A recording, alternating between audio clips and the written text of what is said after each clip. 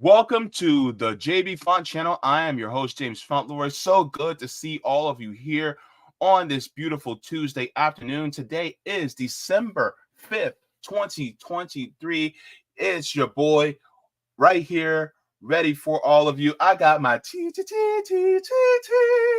ready to go. Come on in, sit on down. We're about to have a conversation. But if you guys know that the Jaybefaunt channel is available on all major podcast platforms, so go ahead and subscribe there. I'm also part of the Revolutionary Blackout Network, so you can find me there typically on Sundays, Tuesdays, and Thursdays. If you guys have not already, you guys can go to my Substack at jaybefaunt.substack.com so you guys are aware of whenever I upload clips, have live streams, or write any articles, so you guys can subscribe there for any of those notifications to be put on the email list. If you have not already, please like, share, and subscribe because you want some more of this deliciousness, right? Come on in, get this deliciousness if you guys would like to. Thank you so very much to every single one of you that are watching. Now, as per usual, whenever I have guests, I also like to make sure that I am respectful of their time and get them in. So a blanketed hello to everybody that's watching, that is in the live chat right now. Good to see all of you. I'm going to give you a pre-forehead kiss for you. And I'm going to introduce, of course, co-founders and producers, directors for Right Brain Studio. Kevin and Mark are joining me once again. So good to see my homies. How you doing? On the chat. Good to see you both. How are you doing despite the circumstances? Well, we're doing well. Right Brain tries to keep high spirits, but yeah, there's just a somber feeling on everything. It's like a cloud hanging over.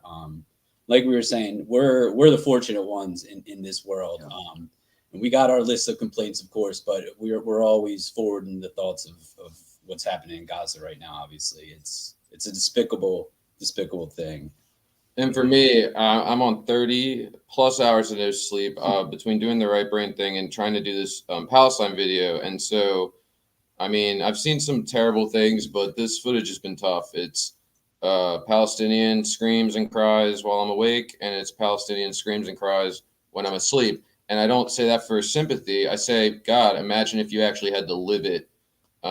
It's even impossible to fathom. So I've definitely been better. And it's, we haven't really been promoting hard because at the end of the day, obviously we are a business and we believe in what we're doing. And we believe that, we're a business, but really more so trying to build a movement. But it's just really difficult to promote something. It truly does. Even though I believe in what we're doing, it feels insignificant when there's a genocide happening. So it's just, it's tough. It's tough to really get that excited. We have to keep pushing, anti-imperialist work and keep putting on filmmakers, but that need to have their work seen. But it is hard to. It just feels wrong to promote things even at this point.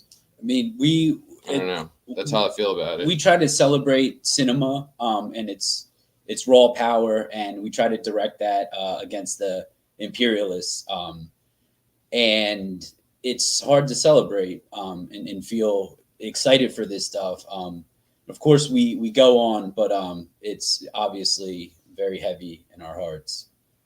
Yeah, I definitely feel what you're saying, especially because it kind of feels like, okay, so there's some movies that have came out recently, and I'm at a point now where I'm just like, why the fuck would I go to a movie now?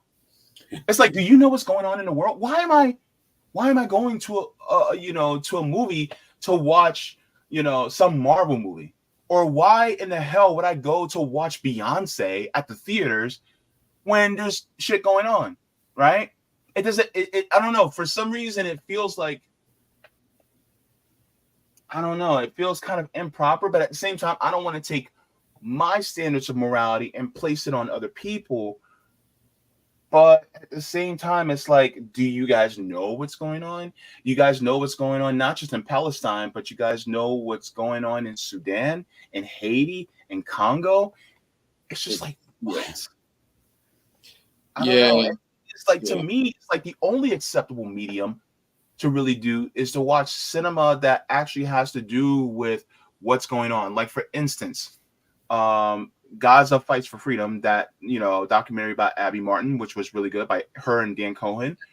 That was really good because it was actually has something to do with what's going on. The documentaries that you guys put out that are especially anti-imperialist, or the ones that you curate, those are actually, to me, it feels apropos, because then, or just like, for instance, when you guys had the documentary by Roger Stone regarding Ukraine, it felt apropos, right? Yeah. But other stuff, it's like, I don't know, man. Is it wrong for me to feel that way? I wonder. It's insincere. If like it feels, my heart wouldn't be in it going to the theaters. I mean, even streaming stuff. You see what the latest Marvels is like $200 million budget. They didn't even scratch that back, and you think of all this money that goes towards these people. They live in a stratosphere that none of us belong to. They, like you mentioned Beyonce, like she doesn't speak out. None of these things affect her. All these movie stars and stuff, they're not affected. Like we said, we had a hard time gathering tears for some of the strikers, because it's not what is the everyday. It's so detached from the everyday. Yeah. I mean, for me, I have friends who, it used to be like in, 2016 we started, we were definitely, we spoke out about Palestine a good bit from the very beginning of Right Brain, but it felt we were still from a distance because we didn't know anybody from there.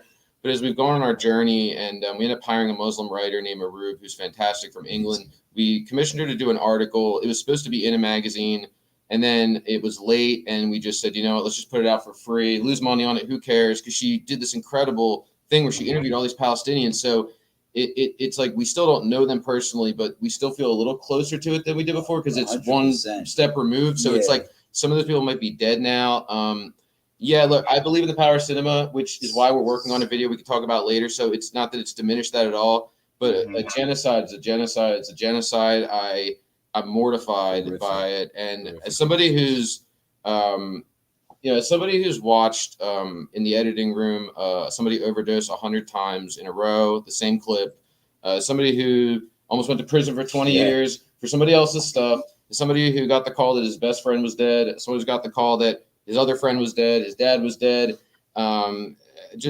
Watched every John Pilger film back to front, even running around Detroit and seeing that stuff with a camera, knowing even though Rome said you're safe. I mean, I can block these things out when I work. I feel, it's kind of sick to say, I feel numb to it. I feel like I am put here to do this, and I don't care the ramifications 100%. Of my mental health, because I've been incredibly lucky and incredibly privileged. And if it means that I slowly fall apart as time goes on, I would say I've still lived luckier than most of the people I work on projects about. But the footage that I've been watching to do this Palestine video I'm working on is by far the worst stuff I've ever seen. My wife can usually hear it while I'm working on it, and it's mortifying just to hear it for 3 hours. I have to take a lot of breaks. I break down crying, which I rarely ever do when I work on stuff. It's taking a long time because this is really tough. And it just, to think that that's a reality for somebody. And I'll tell you, what really has been illuminating for me is not the violence, because as sick as it is to say, I mean, growing up with the media always on when you're a kid, we were from the 9/11 post, there was always a war on screen, and then just the stuff we've seen and the work we've done and the work we've curated, it's actually the psychological, it's the absolute cruelty that I saw watching these thousands. I've watched almost probably hundreds of hours of footage. I've everything from pulling hundreds of YouTube clips from the last 5 years to going to, I don't know if you've ever seen Eyes of Palestine, fantastic Instagram page. I've been following it for a couple of years, but they put like 7 videos out a day. So if you go on a desktop and you go to their Instagram page, it takes you like 3 hours to scroll back 3 years, just constant scroll, three hours. And if you have to refresh the page or you click the wrong thing, you have to do it again. And I'm going from 3 to 4 years back, watching every single video in a row. And I'll explain why a little bit later, but it's just absolutely mortifying. The way this, and the IDF gets a lot of the credit for the brutality, but it's the settlers that make my stomach truly turn. Just little things like coming into a old Palestinian man, beautiful old man who grows olive trees. That's what he does. He grows 300 olive trees year round, and you see these beautiful, this beautiful green olive oil, and to see settlers the next day, he wakes up and they're all cut down or they've all been torched. And he's just crying. I mean, it's JB, it's tough, man. It's tough not to tear up right now. It is very hard to watch this stuff, and I can only say that I hope it's worth it when I put this video together. And I'm willing to I probably take years of my life, which I take no sympathy. I'm not looking for any sympathy, but this shit is real, dude. This is absolute brutality. Like locking people out of a mosque the day they're supposed to pray, and when they get mad about it, beating them up. I mean, gleeful like settlers, like young guys with machine guns, scaring Palestinians, kicking their seeds over they've gathered for the last year. I mean, it's unbelievable, man. It's pure brutality and like it's the worst of human cruelty, and it's tough to like it makes you sad for humanity that like anyone is capable of these things. Yeah, it's like when you were in school and you saw someone getting bullied, if you had a heart or had any empathy, there's a certain part of your heart it hits. It's not violent. It's not like someone getting hit. It's just this pain you feel for that person. You just really feel like a dagger if you see someone being treated cruelly. You know what cruelty is. Yeah. And to see it so unfiltered, and the fact that the authorities sort of cheer it on and give them the go-ahead. There's videos I've seen where the settlers are almost guarded by the IDF, and if the Palestinians get upset, they're the ones that get sort of reprimanded. It's really something, man. Like I knew it was bad, but I never subjected myself, as no one should. And many activists I've spoken to about the video I'm working on said, like, I don't know how you do it. I'm a Palestinian activist, and I don't even watch that much of it because it's like, but this is what you have to do. And this is why we do the work that we do, is because I'm so lucky in the life that I have lived that the least that we can do is subject ourselves to, because the only way you're going to be able to make a strong video about Palestine and show who the real oppressor's been before October 7th and try to wake people up and smash the control machine is to make something that is so undeniably who's the oppressor. And the only way to do that is to watch thousands of hours of videos, and not only watch them, but take accurate note of what the video is, because I want this video we're making to be if you think of Israel's propaganda arm is actually one of its most powerful weapons. One thing Israel understands, that all revolutionaries, Castro, all the successful revolutionaries and all the worst dictators who've succeeded understood one thing, which is cinema is one of those, and propaganda, visual medium, it's one of the most powerful arms of any fascist government or revolution. And you can see it because emotional responses, like Israel knows Americans are emotional. Like we get triggered emotionally by things. So dead babies and rape is an automatic, like, I don't even need to know the proof. Dead babies and rape, even associated with these people, I'm riding for the other side. And Israel knows that. And that's why they pick such extreme things to make up. And the only way, and I think of it as a weapon, and the only way to fight back is, I think, for me and Mark, to like in a duel, fight back with the only weapon we have, and create something that's going to smash the fuck out of AIPAC, IDF, and all the Zionist propaganda. I'm trying to create something that will just shatter like glass their entire facade that they've tried to hypnotize people with. And if it works, great. But the only way to do that is to watch thousands of hours of it and find the absolute best of the best. It's a numbers game. You watch 1,000 clips and you find the best 50 that you can document, put a date to. Like we said, we need this. We want it to be bulletproof. And there, like I said, when we were talking earlier, there's an onus on us, at least that we take on as filmmakers, because we are failed by journalism. Journalism is supposed to be there as the bulwark, holding down the fort until the historians get there. That's what they say. That has never been the case. I know this. I went to school for journalism. Once I graduated, immediately turned my back on it as a profession. It's an old boys club, and they basically have mandates. And like Kevin said, we grew up post 9/11. We've seen the whole scope of this, and how the media works, and how surveillance works, and how the moving image, especially when you pair it with sound, which is what cinema is, it can be devastating when pointed at the right target. And right now, we are all the targets. Like you said, no one wants to go to a Hollywood movie because they're blasting with propaganda. Every one of those fucking Disney, Marvel movies, it's the military comes in, saves the day. Aren't we glad to have these American just heroes? And it totally trivializes the humanity that we all have and share, and the true effects of the cruelty. How many movies did you watch growing up and your dad would take you to where the CIA was cool, The military was cool. The Arab was the villain. The Russian was the villain. The generic Asian guy was the villain. This is not by accident. Have you ever seen a Jewish villain in any movie ever? I can't think of a single movie where even happen. And think about this. Only in a only would a and I want to make, I'm a Jew and I want to say, I'm not saying the Jews run Hollywood. I'm saying Zionists have some of the most powerful lobbyists in the world. This is about money. It's not about race. You're talking about an ultra powerful lobbying firm for a fascist government that is best friends with the U.S. for resources. It's not that complicated. It's not a grand conspiracy. The biggest U.S. export is our entertainment around the world.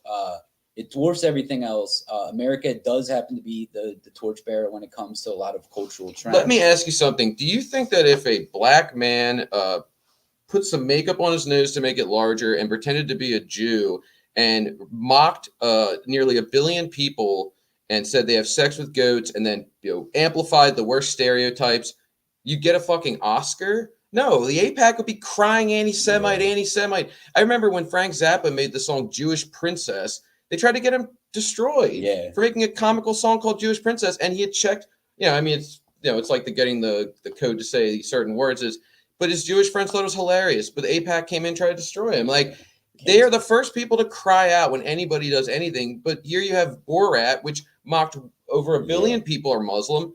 A very small percentage of them have ever committed, have done anything extreme. And you mock their entire culture. You say they have sex with goats. You say like they're these savages. It's some of the most racist movies I've ever seen. And it won Oscars. It's still celebrated. That just tells you everything you need to know about this industry. If a Muslim made a movie like that about a Jew, you would have lost. People can't even say that there's a genocide happening without losing their everything. I mean, you just saw the woman lose her job at Scream. But a guy like Sacha Baron Cohen, a Zionist, when I was growing up, I thought that the point of Borat was to expose America's post 9/11 Islamophobia. But what it actually was exposing Sacha Baron Cohen and other Zionists Islamophobia. And that fucking really messed with me. I couldn't believe it. And you have the guy who wrote it is like the biggest loudmouth right now about Hamas. It's like you spent your entire career and probably paid for your apartment mocking 1 billion people. There's so many Muslims in the world. It just blows my mind. And that just tells you what the industry is trying to get across. If you're allies with the U.S., it's very, very subtly seeped into everything we've watched, everything we touch, and everything we see. And especially with the U.S. being so close to Israel.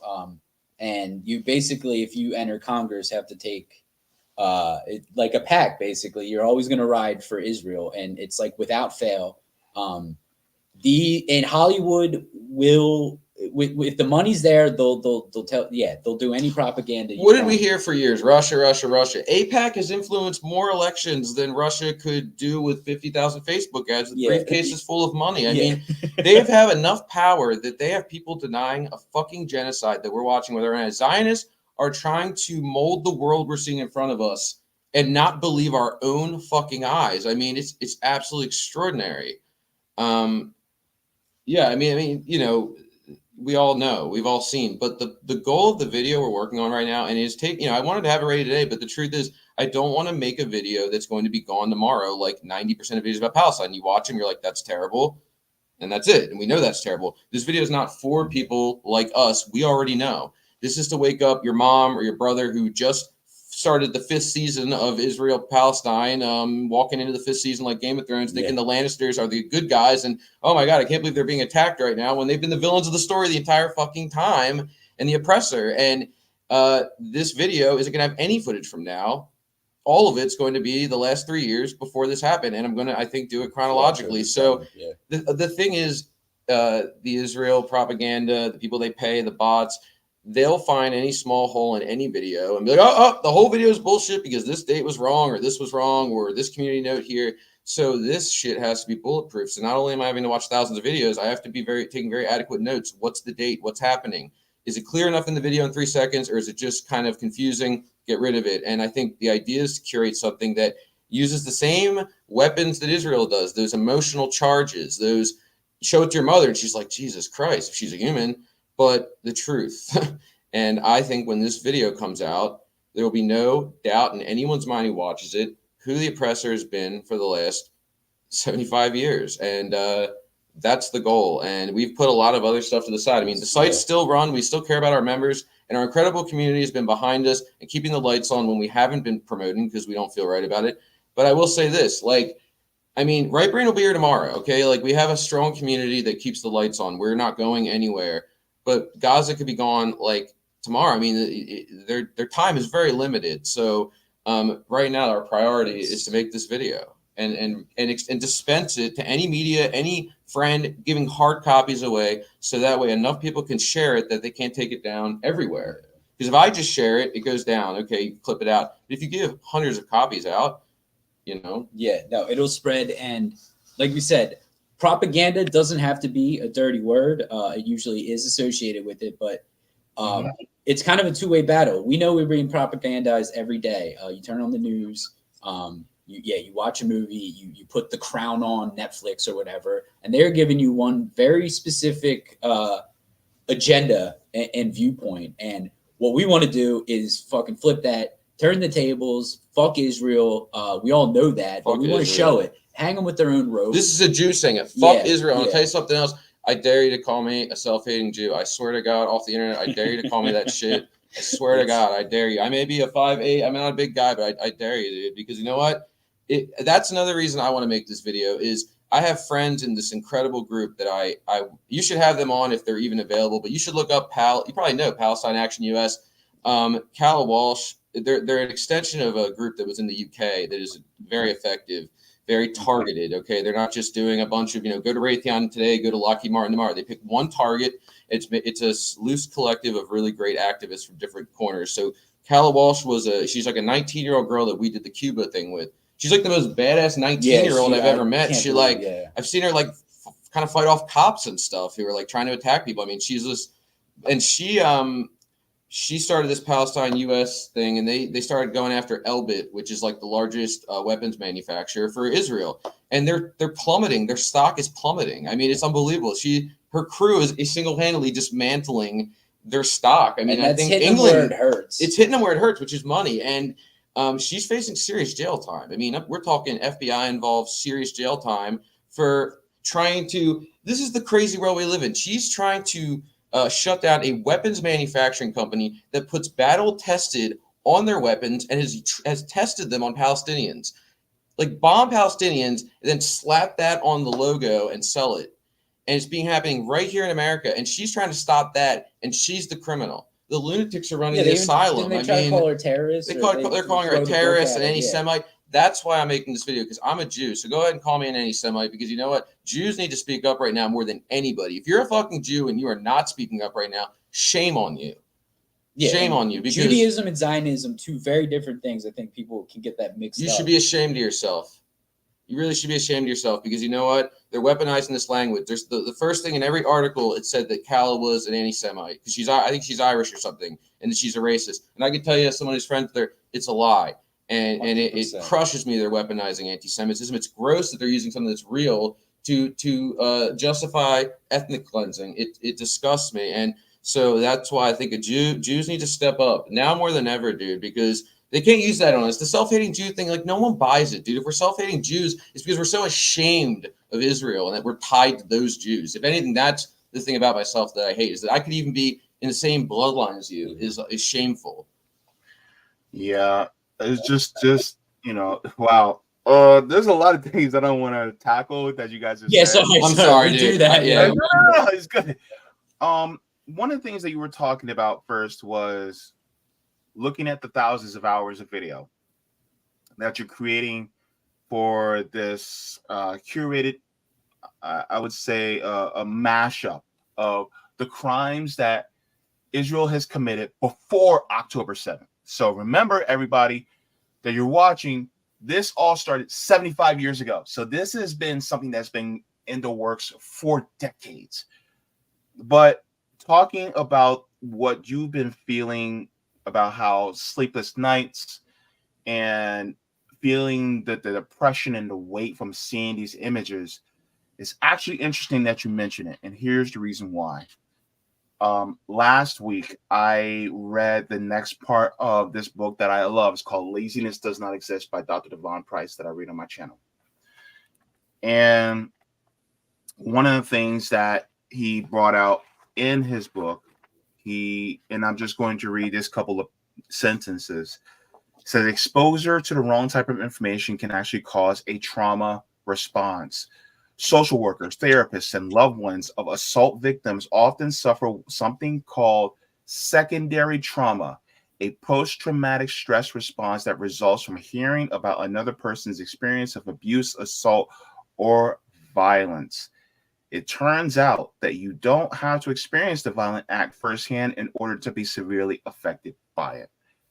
So basically, you have subject yourself to trauma for the benefit of helping the people who you've seen traumatized. So you're literally, in a sense, like risking your mental and physical health, your physiological health, for the liberation of Palestinians. So I think that is a huge attribute, I think that's a huge means of admiration towards you both for wanting to do that, because those sleepless nights that you have, the images burn in your brain of especially what's happening to children. And the elderly too. I've seen people get kicked out of wheelchairs. I've seen an elderly woman thrown to the ground and kicked. I feel such a strong.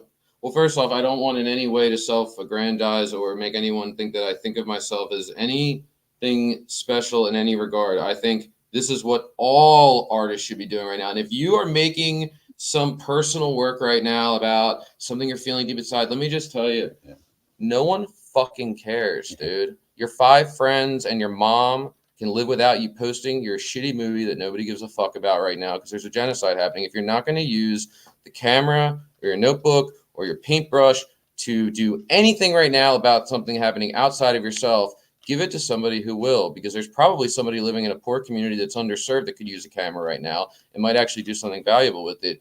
I think that, I think that your 5 friends will probably live without seeing a clip of you doing some abstract thing about how you're feeling today. Because at the end of the day, no one cares. Or what you ate for lunch, nobody cares. Any filmmaker should be doing this. And that's what I feel. That's truly how I feel about it. And like, my wife worries sometimes, my friends worry sometimes, but it's going to sound messed up. But like, I don't give a fuck. I don't care. I really don't care.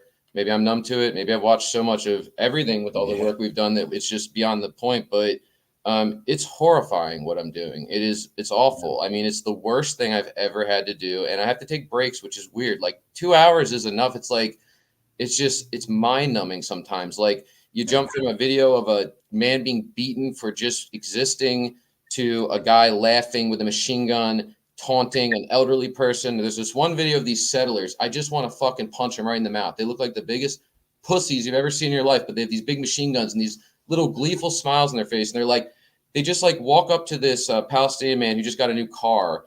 They have no authority to do it. They basically pull him out of his car like they're cops, which they're not. And they're basically saying like, this isn't your land. This isn't your land. This isn't your country. We can do whatever we want. They're sitting in his car. They pull him out of his own car. They're rifling through his stuff to make sure he owns the car. They're saying they own the car. They're laughing. They're poking his nose. It's like, you just want to crawl through the screen and like fucking, I don't know, like knock these dudes out. They look, it's just, it's so, it's like, it's not even just upsetting. I call him, it's like, it makes me so angry. You want to catch the next flight out there. It makes you so mad. Like it's crazy to me that I've completely cut contact with people in my life. I have blocked people. I never want to speak to you again. I don't care. Life is short. I've known you for 15 years. I don't care. You've revealed everything I need to know about you in the last 2 months. Yeah. Family members, I don't care. I really don't. If I've lived the rest of my life with no family except for a few people, I don't care because this is genocide. I mean, my ancestors, some of them were gassed.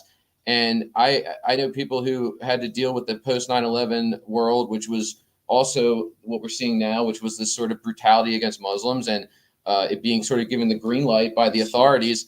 And the fact that people are still falling for the 9/11 playbook is mind blowing. We all talked about this. I mean, it's like we've been talking about this for decades, what a bullshit thing 9/11 was. And then here, as far as like the stop and frisk and the targeting of Muslims and basically using this as provocation to come after a race of people. and turning America into an apartheid in some ways, or what you could define parts of America as apartheid, parts of history. Let's say it, yeah, 100%. Jim Crow was apartheid. To see the media, our leaders, and even people in my family give a green light to genocide is just that's really hard to see. But I don't fucking care. I don't want to speak to you again. This is not about what your favorite movie is or a difference of opinion on how the economy should work. This is a genocide. This is ethnic cleansing. This is 1,000 people perishing in 24 hours to nothing. You know, I've lost one friend. I've lost more than one, but I mean, I get a call that one friend overdosed, which is very common where we live.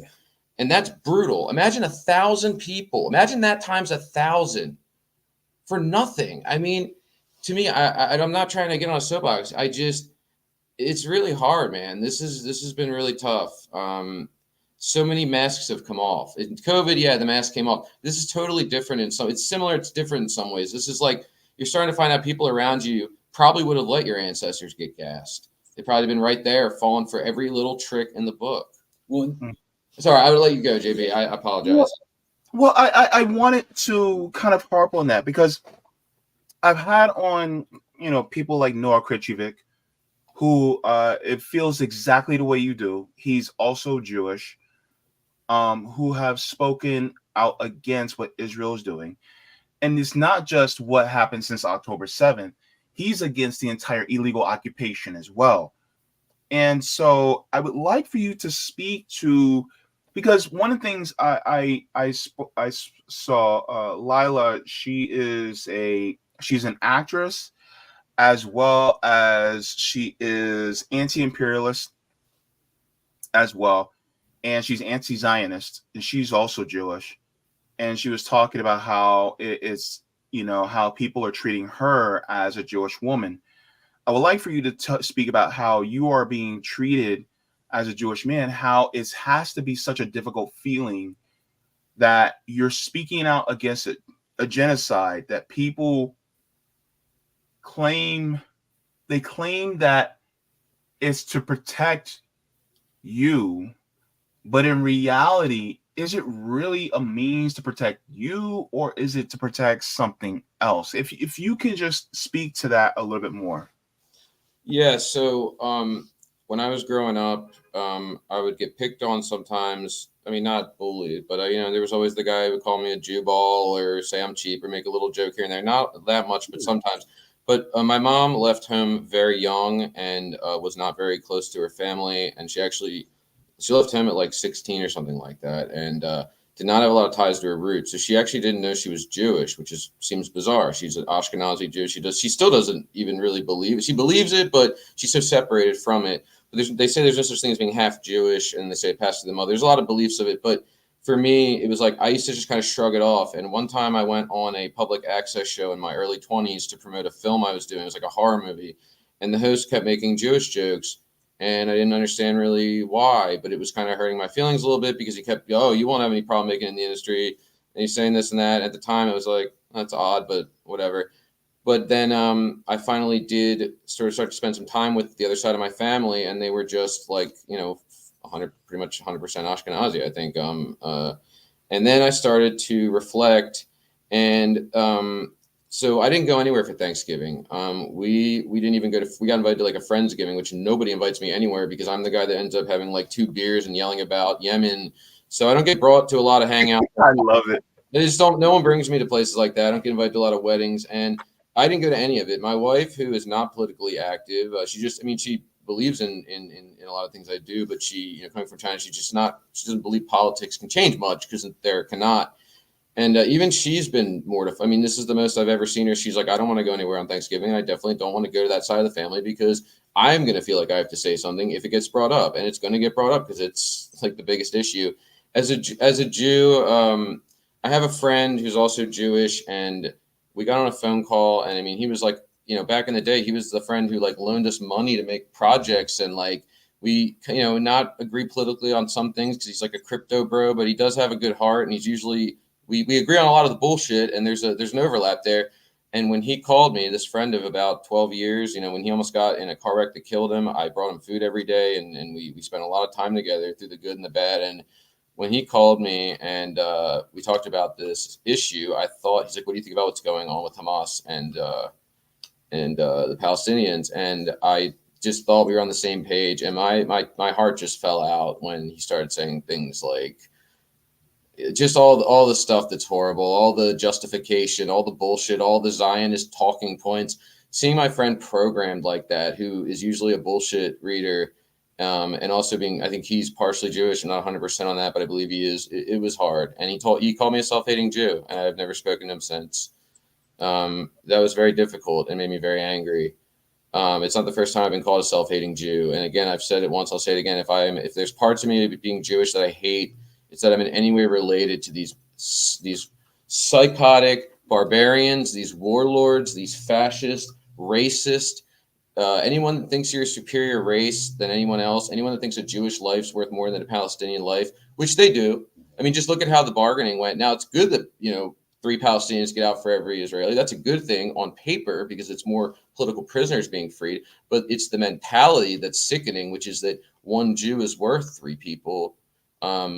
Is horrifying. And I'll tell you something else. When I was in film school, I was ostracized by the community for speaking out about things like Palestine and things like the war machine and the 2-party system and those little things. But I remember telling a friend that if I saw this is a very ridiculous example. We were drinking, and again, don't invite me out. I said, he was like, I don't know why you act like what's happening in the Middle East or Yemen and these places is worse than what's happening in my neighborhood, because he was black. He said, what about my neighborhood? And I said, I care about your neighborhood too. But I think your life and people in your neighborhood's life is worth just as much as a Palestinian. And it's the American exceptionalism. Now, I probably do come from a privileged place saying I'm a white guy who grew up in the suburbs. But what I'm saying is, he's like, well, you're privileged to care about Palestine because look what's happening in my neighborhood, and my friends are being harassed every day. I said, I have friends who are going through that too, and they care about Palestine. Rome cares about Palestine. I have friends who are in like the trenches who care about Palestine. It's actually the opposite. You have it flipped. It's incredibly privileged to not care about Palestine, because if you think your neighborhood's bad, which it is, and I couldn't even fathom that, can you even imagine what Palestine's like? And I told him that if I saw a Palestinian child being shot at, I would gladly and willingly jump in front of it and give my life up for a Palestinian. And maybe people can call bullshit. You're welcome to. I would absolutely do it, because I've lived 34 years. I had a heart attack at 26 from drugs, and I thought I was going to die. And I was too ashamed to call the ambulance, because even though everyone was telling me to call the ambulance, because I didn't want my parents to find out. I'd rather die than have my parents find out that I was taking so many drugs. But the point I'm making is, I feel like the fact that I survived that and have had these extra 8 years and have been able to basically do what I love, which is make film about things that I care about and make at least somewhat a little bit of a living, I feel like I'm incredibly blessed. And if it was to end tomorrow and even extend a few minutes of life for somebody who's had nothing, I think it's a no-brainer. And he looked at me like I was crazy. And I thought, we are so fucked up at this point in time. We are so fucked up to believe that it wouldn't be a no-brainer to jump in front of a bullet of a Palestinian child. That's insane. Yeah. Maybe I'm crazy, but that seems insane to me.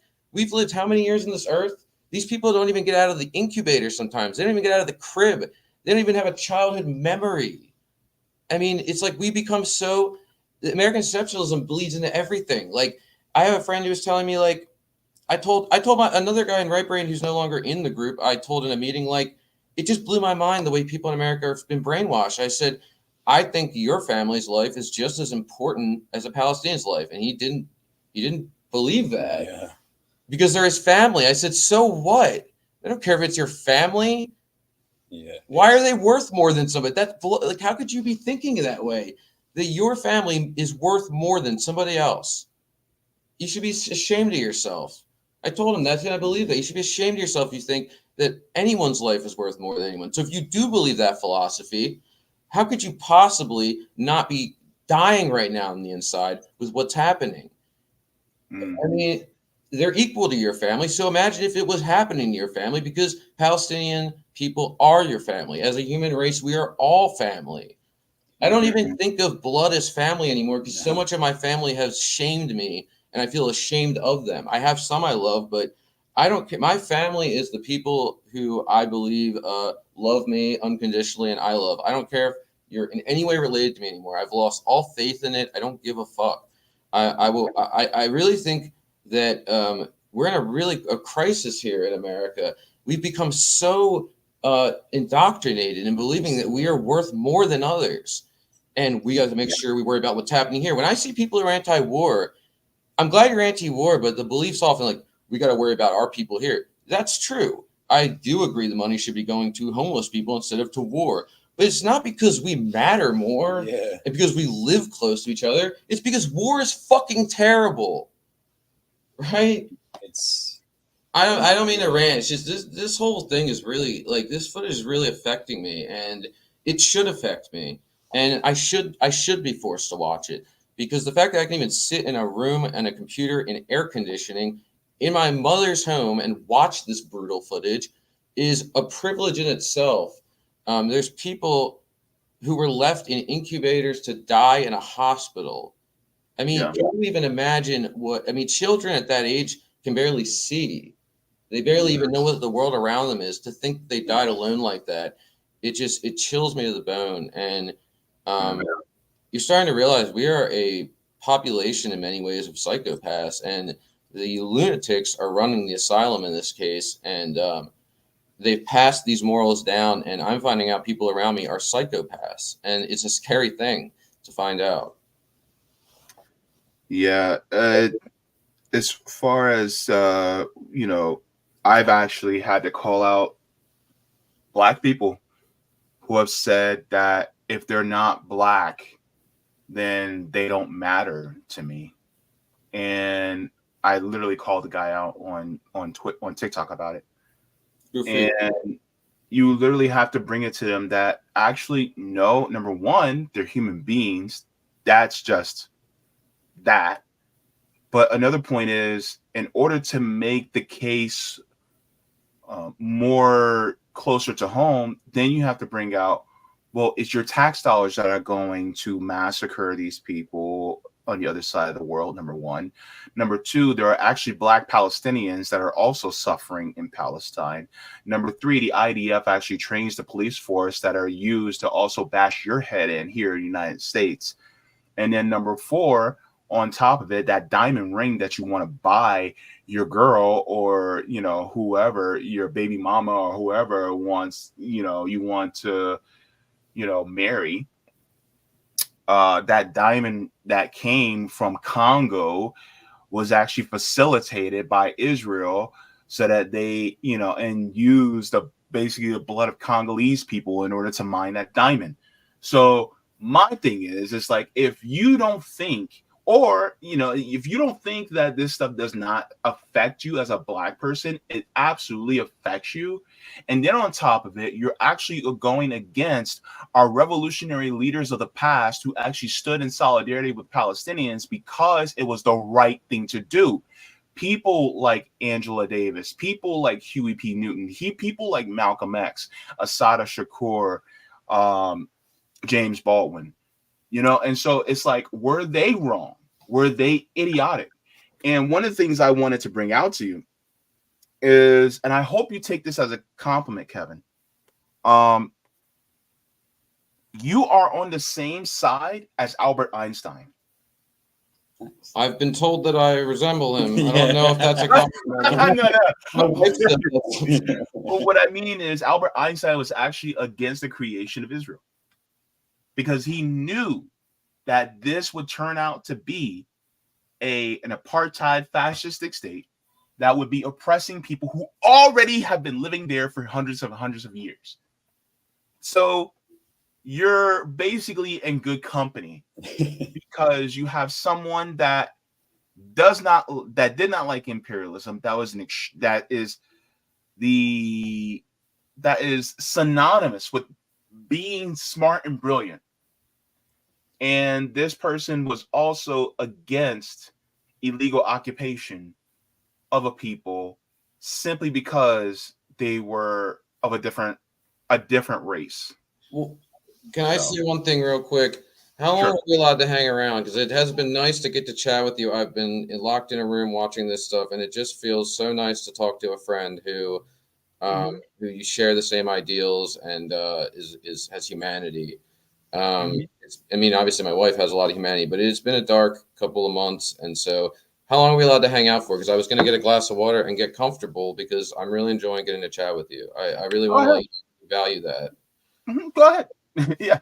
And then I'm going to respond to what you said, Mark. You can. Yeah, and if you don't mind, I was going to say, obviously, I'm not a Black American, but I am an American, and I think there's interesting parallels to draw here from what Israel is doing with the settlers is the exact same thing. It's why we have gun culture in this country, because you needed a gun to go, clear the land in 1700. Clearing the land was cutting down trees, but it was also killing any non-white person you saw in your path. And American gun culture, it started there. Then we fought this bullshit bourgeois revolution so that the rich people that still wanted to control us, they just didn't want to have to pay the taxes to the richer people. That's a bullshit. You want a real revolution, you look at Haiti. You look at some of the things the French did. If you believe, like we do, that Israel is an illegitimate country, so is the U.S. And you look at what we did to the Native Americans is genocide. What Jim Crow is fucking apartheid. And then you talk about like Hitler, he used the fucking playbook. We did it. Israel is using the same playbook, and it's as, the same as Hitler. playbook. I mean, it's really the same playbook. The dehumanization language is the same. Zionism and Nazism has a link to it. Yeah. The earliest people who want to tell you that like it's not an apartheid. You see like that guy Lee, whatever, the guy who wrote Borat, he's a fucking moron. This guy's been like hiding since he made that movie under barrels of money. Useless, nothing to speak of. He's never done one valuable thing in his life except make the two most racist comedies in history. And most overrated in the worst Bob Dylan movie ever. This guy's a nothing, and he's coming out now to be this warrior and saying it's not an apartheid, it's not a settler state. Okay, well, you should tell that to the guy who founded Zionism, because one of the first countries he tried to get in on the whole idea of Zionism was England, and he used colonization and settler language to get. He thought that would appeal to them. People, He thought we have something in common. So, okay, tell the leaders of the founder of Zionism that's not what it is. The other thing I wanted to go back to say was you mentioned Einstein and that stuff, and as much as I admire him, he's a great man. He was, I guess. I think that for me, the more so I feel honored to be on the side of the people I've met. I've lost for every family member I've lost and friend I've lost, especially when I was in school, even before all of this. It's pretty much no, I don't think I had any friends. I didn't get invited anywhere, just strictly for speaking out on this stuff, and I didn't even care. I did blow a lot of coke, and I did spend a lot of nights in my room by myself with my dog because I didn't care, because I knew it was I knew it was right. So if you don't want to talk to me, it's fine.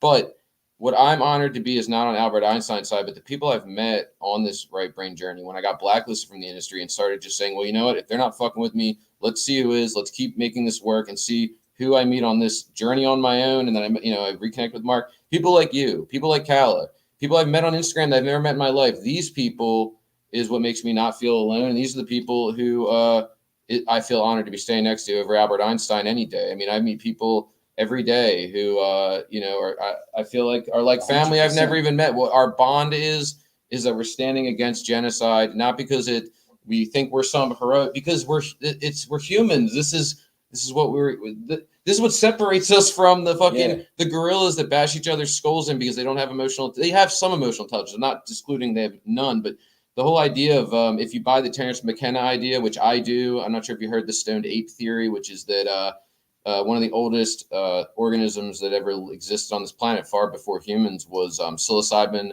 which is like mushrooms, psychedelic mushrooms, were growing here even maybe before dinosaurs.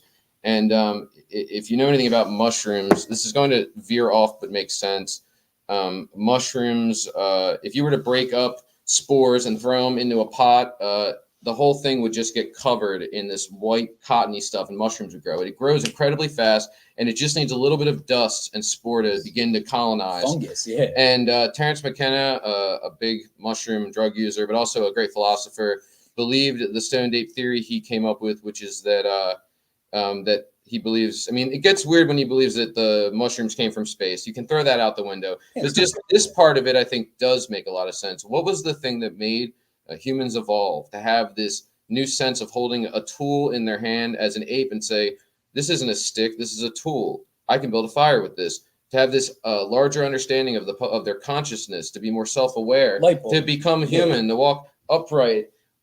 He believes that the apes who would eat anything they found psilocybin mushrooms and ate them by accident and achieved a level of higher consciousness and began to think outside the box. And the apes who thought outside the box and continued to eat it were the ones that survived. And I'm trying to remember how I got to this part of the conversation, but we are humans. But the most powerful thing about human evolution isn't our ability to build machines or even operate a camera. It's humanity. It's emotional intelligence to a higher degree. It's what Hegel talked about. We are probably in the adulthood of civilization. We've seen so many things that we've learned from, much like a child who realizes what hurts and what doesn't, and what works and what doesn't, and learns from its mistakes and evolves. We as a race, as a civilization, have evolved from the mistakes of the past. And to be able to stand next to so many people who recognize right from wrong and evil from good, and where that line blurs, and to not need anyone to tell them that this is genocide, that this is apartheid, that this is wrong, that there's no justification you could even dream up that could ever make it right. I don't care what Hamas did. I don't fucking care. It's not my job to condemn Hamas. I don't live in Palestine, first off. It's not my fucking... I have no say. I shouldn't even deserve the right to condemn Hamas. Who gives a fuck what I think? The only people who like, nobody should have to condemn anybody from America. In America, it's not anyone's job to condemn anybody from another country who's part of a resistance against apartheid. You have no fucking right. Nobody fucking cares what you think. You're some shithead loser on Twitter. Nobody fucking cares. All right? I'm not condemning Hamas. It's not my job to condemn Hamas. It's not my place to condemn Hamas. And I'm sorry to tell you, but if the only information we're getting from the IDF, and they'll only do these private little screenings for their perfectly curated audience, that is enough question in my mind that I think a lot of it's fucking bullshit. What I think is they got caught with their pants down. A lot of their soldiers got smoked. That's super fucking embarrassing when you have people who have to break locks with fishing lines and make rockets out of recycled rockets, and they caught you with your pants down, and you feel stupid, and you were so bloodthirsty to kill Hamas that you started shooting live rounds at the rave, and you killed some of your own people, and you're using your propaganda machine to cover for your ass because Netanyahu doesn't want to give up power and would do anything not to, and you're trying to use them as the enemy. Did Hamas kill people that day? Absolutely. Were a lot of military targets? Absolutely. We already know that Mossad and the Israeli intelligence is one of the most powerful and advanced in the world. I would guarantee that some of the civilians were actually soldiers, and I'll tell you why. One of the videos I saw that was crazy, one of the videos I saw that really blew my mind was, are you familiar? I'm sure you're familiar with stone throwers, right? I'm sorry, repeat that word again. Stone throwers? Stone throwers, yeah. Yeah, in Gaza, so like it's interesting because I hate most of the Anglo-Saxon philosophers. They're all bullshit. They all, any philosopher that tells you that they know the truth should immediately just be thrown out the window. But it doesn't mean they don't say anything that's true. And Hobbes, one thing I do like about Hobbes, though I discount most of what he says, was it's whoever's in power that decides what's religion and what's superstition. If I'm in power, my religion is religion, and your religion is superstition. If you're in power, mine's superstition and magic, and yours is real, right? So, it's where you draw the line. Yeah.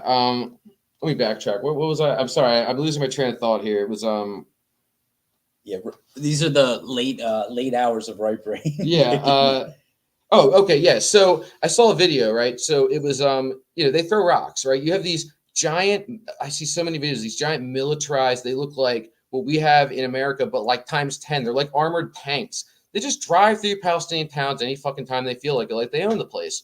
So there's a lot of courageous kids that occasionally will throw fucking rocks at it. It doesn't even penetrate because they're like bulletproof. Like they look like armored tanks, basically, but cars. They don't even feel these rocks. But basically, in the middle of the night, they will. This is hard to talk about because this is some of the videos that I hate the most.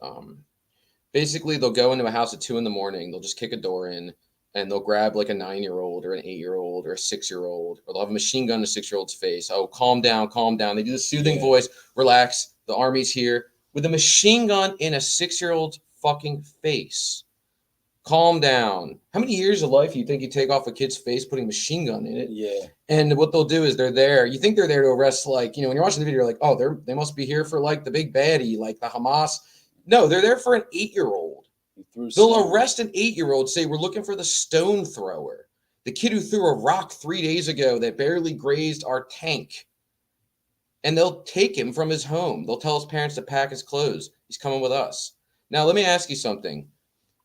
What part of that isn't a hostage? And is it not the fact that because Israel is the one that wields the power, it's a hostage if you go to, say, a rave or someone's home and you take an Israeli, that's a hostage. But if they go at 3 a.m. and snatch a 9-year-old and say he threw a stone, they just say it. There's no proof. He threw a stone. We're taking him. That's not a hostage. He's only not a hostage because you're in power. It's that same idea of it's religion if I'm in power and you're superstition. It's drawing the line. That's what the law is. And so if you can make throwing a stone a criminal act, then, and especially if there's no evidence, you can get just 10 grab years. Up anyone you want. You can get 10 years for throwing a stone. But how many settlers get arrested for beating an elderly person? I saw a video of Palestinian tour guide showing people around. He was happy as can be. And the settlers show up and start beating the shit out of everyone. Just kicking them, punching them, throwing them on the ground. You don't live here. I'll be honest, Jay. It's very difficult to watch this stuff. It's very difficult. It's really hard to watch it. I have a very strong stomach, but this is like a level of cruelty that I'm telling you is bad, dude. It is like, it makes your heart crash every time because you see like an elderly man crying. I mean, this guy's must have seen everything. He lives in Gaza and he's crying because he just wants to grow olives and make oil and enjoy time with his family. And he wakes up to find the fruits of all of his labor just gleefully cut down, or rocks get thrown at him, or they come around, they kick his seeds over and laugh about it, or they call him a bunch of racist words. And none of those are crimes. And they don't get in any trouble for it. A lot of times the IDF will be next to a settler and they're only there like a teacher to make sure it doesn't get too out of hand. I saw IDF letting Israelis into the mosque, and they're just walking around mocking the culture of these people, and the IDF's there to make sure nothing gets too out of hand. And it's horrible. It's absolutely horrible. If you think the ethnic cleansing's bad, obviously, but to think that anybody in their right mind would be cheering for Israel, and then you talk to these people who are like, but how come for the last 10 years you didn't say anything about all of these children, all of these elderly people? There's children. There's no due process in Israel. You could show up at 2 a.m, snatch a 9-year-old, and he might not see the outside of a prison cell till he's 20 without a trial. That's a hostage. Yeah. We're living in an insane society where we've actually have people who are so brainwashed that they only see a hostage if they really believe Israel are superior. And it's really tough, man. I don't mean to be repetitive. It's just it's shaking me to my bone, dude. Like, yeah, it takes you to a dark place, dude. I mean, like, but again, I don't fucking care what it does to me. I don't care. Yeah. I'm nothing compared to what's happening out there. Who cares about Kevin Ronka's mental health? I mean, I'm sure years down the line we could talk about that, but right now, people are being annihilated. They're being turned to dust. Humans with memories and thoughts and feelings, and entire world perceived from inside outwards being turned off by the thousands for existing. Hamas, they were used as an excuse to annihilate a race, and we're letting it happen. And yeah, I mean, they were doing it before Hamas ever existed. Yeah. The Palestinian Liberation Front. And it's the same thing. Leila Khaled killed less people than the IDF. She killed no one. Zero. She hijacked 2 airplanes without taking a single casualty and got over 100 prisoners free. But she's a terrorist, and the IDF are heroes because who wields the power? Israel. In any other society, Leila Khaled would be the hero for hijacking an airplane and not killing anybody, which is mind-blowing, with a grenade in her hand and getting a bunch of people free. I mean, if you really want to say it, Benjamin Netanyahu killed more people than Osama bin Laden. Oh, 100. But yeah, one's an ally and the other is the boogeyman. He's a gangster. Yeah. He's a certified gangster, and he got his education right here in Philadelphia. He's got hoagie mouth. He was groomed for this. I mean, he was groomed for this right here in Philadelphia. Just like when Korea, before Korea split. And if you really look back at the history, because I have friends who are Korean activists, and it's very similar where if you really look at the history, Korea initially, after the war, wanted to be sort of this interesting autonomous thing where every town, city, or village would have sort of a few representatives, and every group would have its own sort of way of existing.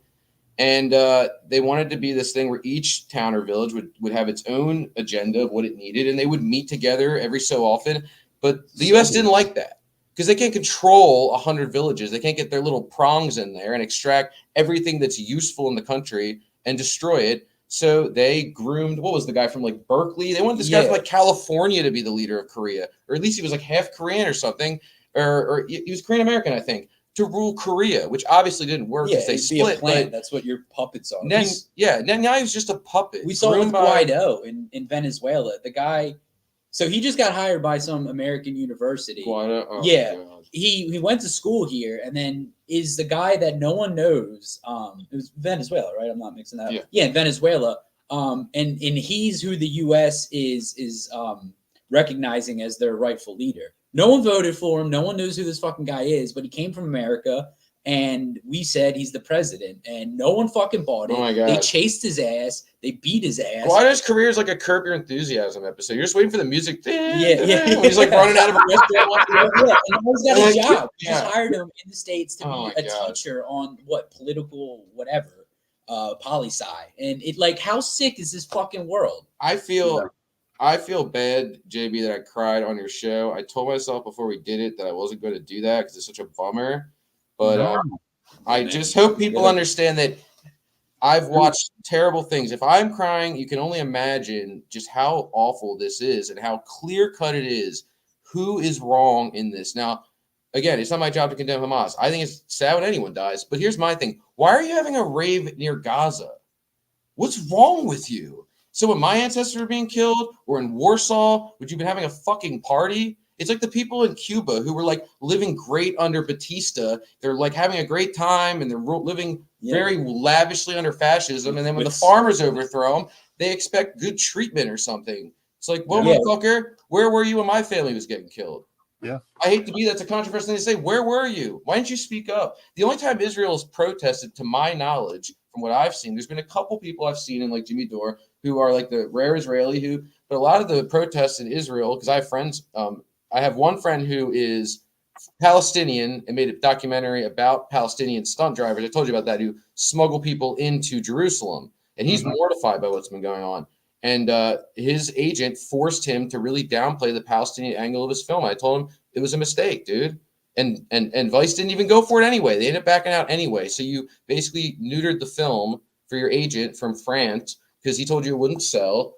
And now it didn't get out. It didn't get released. But it was a film about, it showed great footage of what was going on there. There's footage of like cops coming in and harassing 8-year-olds and stuff like that. But I mean, he's been really, really upset. But he was telling me the protests that happened in Israel had nothing to do with Palestine. They didn't even get mentioned. They weren't even a footnote. It was, Benjamin Netanyahu let this guy in and overturned the Constitution so he could put this religious fanatic. Max Blumenthal's done great coverage on this guy. He is like, you think they call Hamas religious fanatics? This guy is like on another level of fucking crazy. Like he wants to do some really bizarre things in temples. And I mean, they were protesting him for themselves. It was like, oh, now the government's bothering us, so now we're going to go out and protest. They didn't give a fuck about Palestinians. And so I think it's terrible when anyone dies. But during the Warsaw uprisings, when when there was people were breaking out and they were getting out of these concentration camps, and when they were rising up, I'm sorry, but you are sort of a secondary thought when people are living in a concentration camp. I'm sorry. I'm sorry to say that, but that's just the way it is. I'm sorry. You've been living lavishly. Israel's incredibly developed. You've got healthcare, which we don't even have here, and these people are like, they're living on crumbs. And they're being harassed daily. Bad water, they don't get. And you're having a party near it, a fucking rave. And everyone uses that. They go, oh, they were these innocent people at a rave. How horrifying. No, how horrifying you were at a fucking rave in the first place. Next to a concentration camp. Yeah. Just, celebrating peace or freedom, whatever that fucking concert was about. But to bring it to something proactive, because our message used to be like, the first 3 years of Right Brain, I think we've grown, was like, burn Hollywood down, burn this down. It was very nihilist. And now it's become something different. I got married and my perspective on life in general has changed. It's like, no, It's not about just burning something down. It's about building something in its place. So it's not just about us just talking about how terrible this all is. Everybody agrees with it and being, negative. It's about saying, I am going to do everything in my power. And I didn't have it ready today because I'm not going to release it until it's strong enough, because they're going to look for any way to poke holes in it. And I want to create something that is bulletproof. It's going to have dates. It's going to have names. It's going to have every clip, make it very clear. I'm going to get rid of any clip that's confusing or any clip where within 3 seconds you don't get it. And I'm going to put together the best example of what's going on. And I'm going to let Benjamin Netanyahu be my incredible narrator that's going to explain exactly why and what a terrorist is by his own definition. And I'm going to let Benjamin Netanyahu explain to everybody why he and the IDF and his government are fucking terrorists. And that is the goal of my video. And I want everybody to show it to your mother, your brother, your sister, your friends who are just, you feel for them and you think there's a hope. Don't waste your time with people who are like full-blown Zionist brainworms. They're a waste of your time. You're not going to flip them. They're lost. I'm sorry to tell you.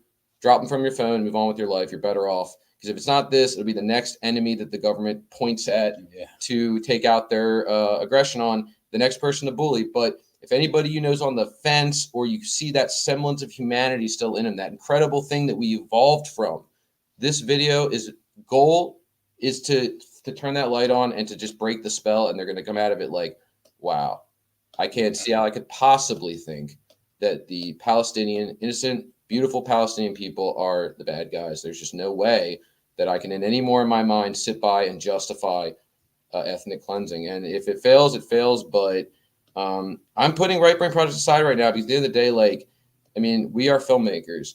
This is the time to step up. If you are a fucking filmmaker, step up. Watch brutal footage and cut something together that actually is going to do something to possibly help somebody other than your fucking career, or again, your shitty movie that most people probably are just telling you they like but don't even really like.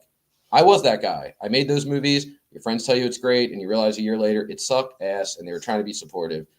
Use your camera. You can't, instead of trying to make a movie that will probably not be great about some interior emotion you're feeling, you can't miss on this. This is what filmmaking was made for. You can't miss. This is the footage you've been waiting for. This is the moment in your life you've been waiting for as an artist. There is something happening in front of your eyes that is historical. There's a genocide happening live on television. Yeah, don't be the person who, like you said, a personal story. Camera's a weapon, right? It'd be like if there was violence on the street and your people were in danger and you took a gun to the shooting range to shoot clay pigeons. Yeah, exactly. A camera's a weapon, and right now there's a genocide happening from some of the darkest forces in the world, and you have a weapon in your hand. Are you going to spend time thinking about your inner feelings and try to capture your emotional state at the time, or are you going to point that weapon at the enemy and expose it for what it is? It's a call to action. Every fucking Jew, every artist, every activist, take the heat of Calla Walsh and Palestine US, who is shutting a stock down right now. Stop just occupying. It's great to get the word out. I'm not diminishing that. Pick a target and go there every fucking day. If you have a clean criminal record, which we don't, you need to be out there, dude. Especially if you're white. Get your ass out there. And I don't care what it is. I don't care what charges they throw at you. This is a genocide. If you think your life's equal to a Palestinian, then you should already be out there. But it's not too late. I really think we need to start treating it like it is. Get out of your house if you can. Or in your case, if you're JB, make sure you're amplifying people's voices on your show. Make sure that you're using your platform, which you have a good following. You're doing exactly what you should be doing. If everybody was doing that in their life, whether you work in maybe you work in social care and you have connections to organizations. If you're a teacher, you have a role to play. Rome always says there's a role to play here. And I'm not just a filmmaker. I'm all levels, When this film's done, I'm absolutely prepared to go chain myself to the Elbit door and get arrested for it. As soon as this video is done, I don't care. I already told my family I'd be willing to do it. I don't care. Chain yourself to the doors of weapon manufacturers. Go to Zionist businesses. Shut this shit down. Because I'm telling you, in 20 years, you're going to look back and you're going to be totally ashamed of yourself. And you will never live it down. And you shouldn't. You should wake to the screams of Palestinian children for the rest of your fucking miserable life if you don't get out for this. Don't call me in 5 years. Don't hit me up like so many people do. I was wrong. People are always calling me now who ostracized me years ago. I was wrong about this. I was wrong about that. What do you think about this? I don't want to hear it. The phone is not going to ring. Anybody we were funding films, because we do fund some films for smaller filmmakers. If you are not speaking about Palestine right now, don't even fucking call us. I never want to hear from you again. I will never put another cent in your fucking pocket, because when the moment came to do something, you were throwing screenings for bullshit movies and you were just hiding your head in the sand. And I don't want anything to do with you. Like I said, I hope the screams of Palestine show to haunt you for the rest of your life, because I think we've become too desensitized to a point where it's almost scary. We are acting like genocide is just another war America's in. It's another conflict. It's not. A lot of Americans treat it as just some annoying thing that they now have to follow in the media or something. Like I said, I think it's difficult for people because, like I said, this stuff is so American. It's so Nazi, which was, imported from America. King Leopold in Africa. I mean, there is a playbook for this shit. It is important to read it so you know what you're up against. And that is what we're trying to show with this film. We want to show you what they do as policy. It's easy when the camera's on to send your president, which is your top teleprompter reader, right? And go say a bunch of nice things to the nation. But what are you doing policy-wise? What are you doing on the ground? And that's where this shit, it's fucking gross. And you should not be listening to the media, right? When a shooting happens, the media, they take their information from the cops, right? There's no other side. All this information is coming from Israel. Israel's the only side of the story. They're not asking the questions from the other side. Yeah. The only story we've ever heard, I'm telling you right now, Israel, all you Zionists, all you fucking AIPAC weasels, you scumbags at Canary Mission that dox people who dare speak out against apartheid. I'm telling you right now, you should be worried. I doubt they're watching a show, but if they see a clip, you should be worried, because this video is going to fuck you up. It is absolutely going to be bulletproof. I am going through more than I've done any video I've ever done. I'm taking adequate notes, so you won't be able to point out one thing in this video that isn't true.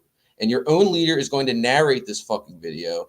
And I'm going to make sure that there's nothing you can do. The truth is going to come out. I don't care if it goes viral. Maybe it won't. If it does, I don't care if you ruin my life. I don't care. I don't even have advertisers. I don't even have a job. So I don't even have a lot of friends or family. So I don't really give a fuck. I don't care. There's nothing you can do to me that hasn't already been done. This video is going, if it gets out, it is going to expose you. Because I don't have a weapon I can use except for this. I'm telling you right now, it's one of the most powerful weapons, because your propaganda is the only thing that's holding together 100%. This thing you're doing right now. The narrative's up. We're fucking coming for you.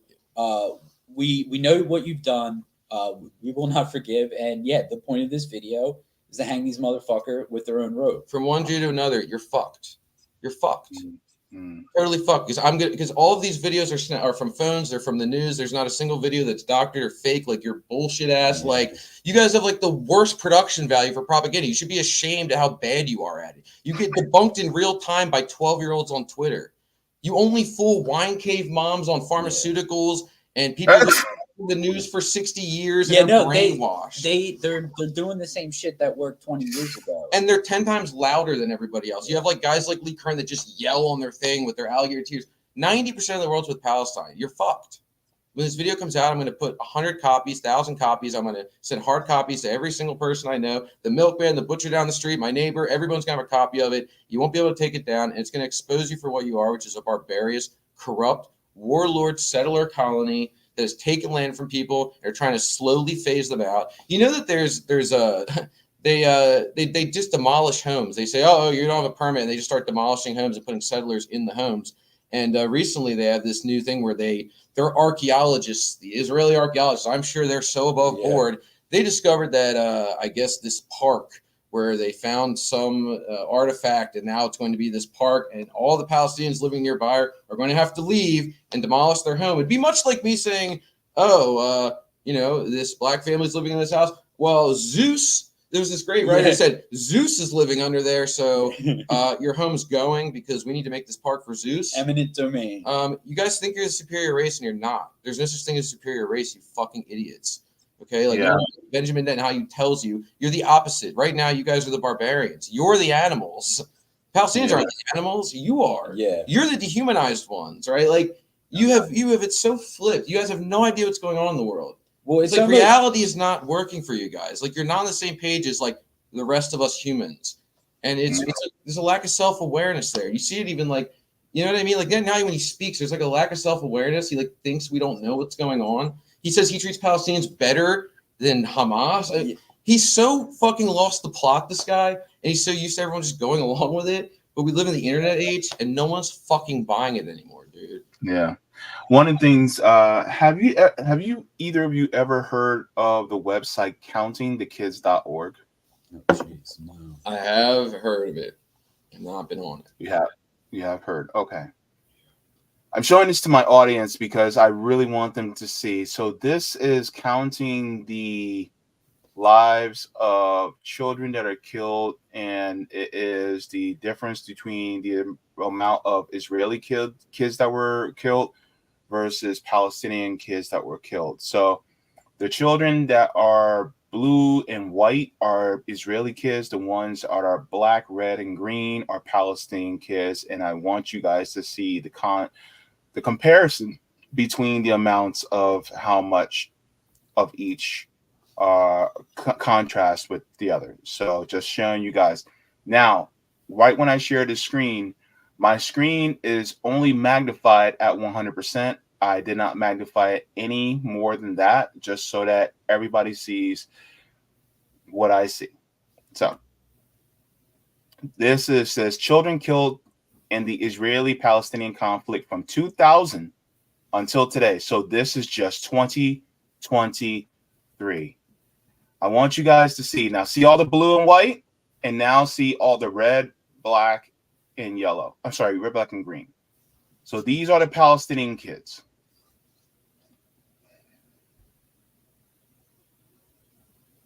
I'm still going. Jesus Christ. This is still 2023. We haven't gone to 2022 yet. This is like calculating pi. This is the amount of children that were murdered by Israeli bombings just in 2023 alone. We're also talking before October 7th as well. This is the end of 2023. And now we're getting into 2022 and back. Look at what happened in 2014.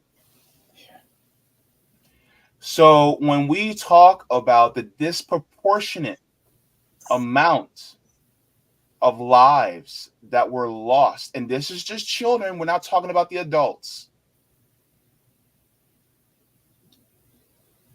And when people talk about, well, look at what Hamas did on October 7th. Are we going to talk about what happened on October 8th, 9th, 10th, 11th, 12th, 13th, 14th, 15th? Are we going to talk about the majority of October? Are we going to talk about the majority of all of November? And now up to December 5th? Are we going to talk about those murders? Are we going to talk about all of that? And also, just as a note, Kevin, the fact that you cried means that there is a heart. Thank you. That's what it means. Because for many of us, I've cried because of the things I've seen. And I've seen things that nobody should ever have to see. And the mere fact is that, like I said, Netanyahu is a monster. He's a monster. Top tier, top of the top, like the worst of the worst. Like, and then I don't want anybody watching to get it confused for 1 second that I have one iota of sympathy for myself. Mark, you will. I have none. I'm not crying and feeling bad.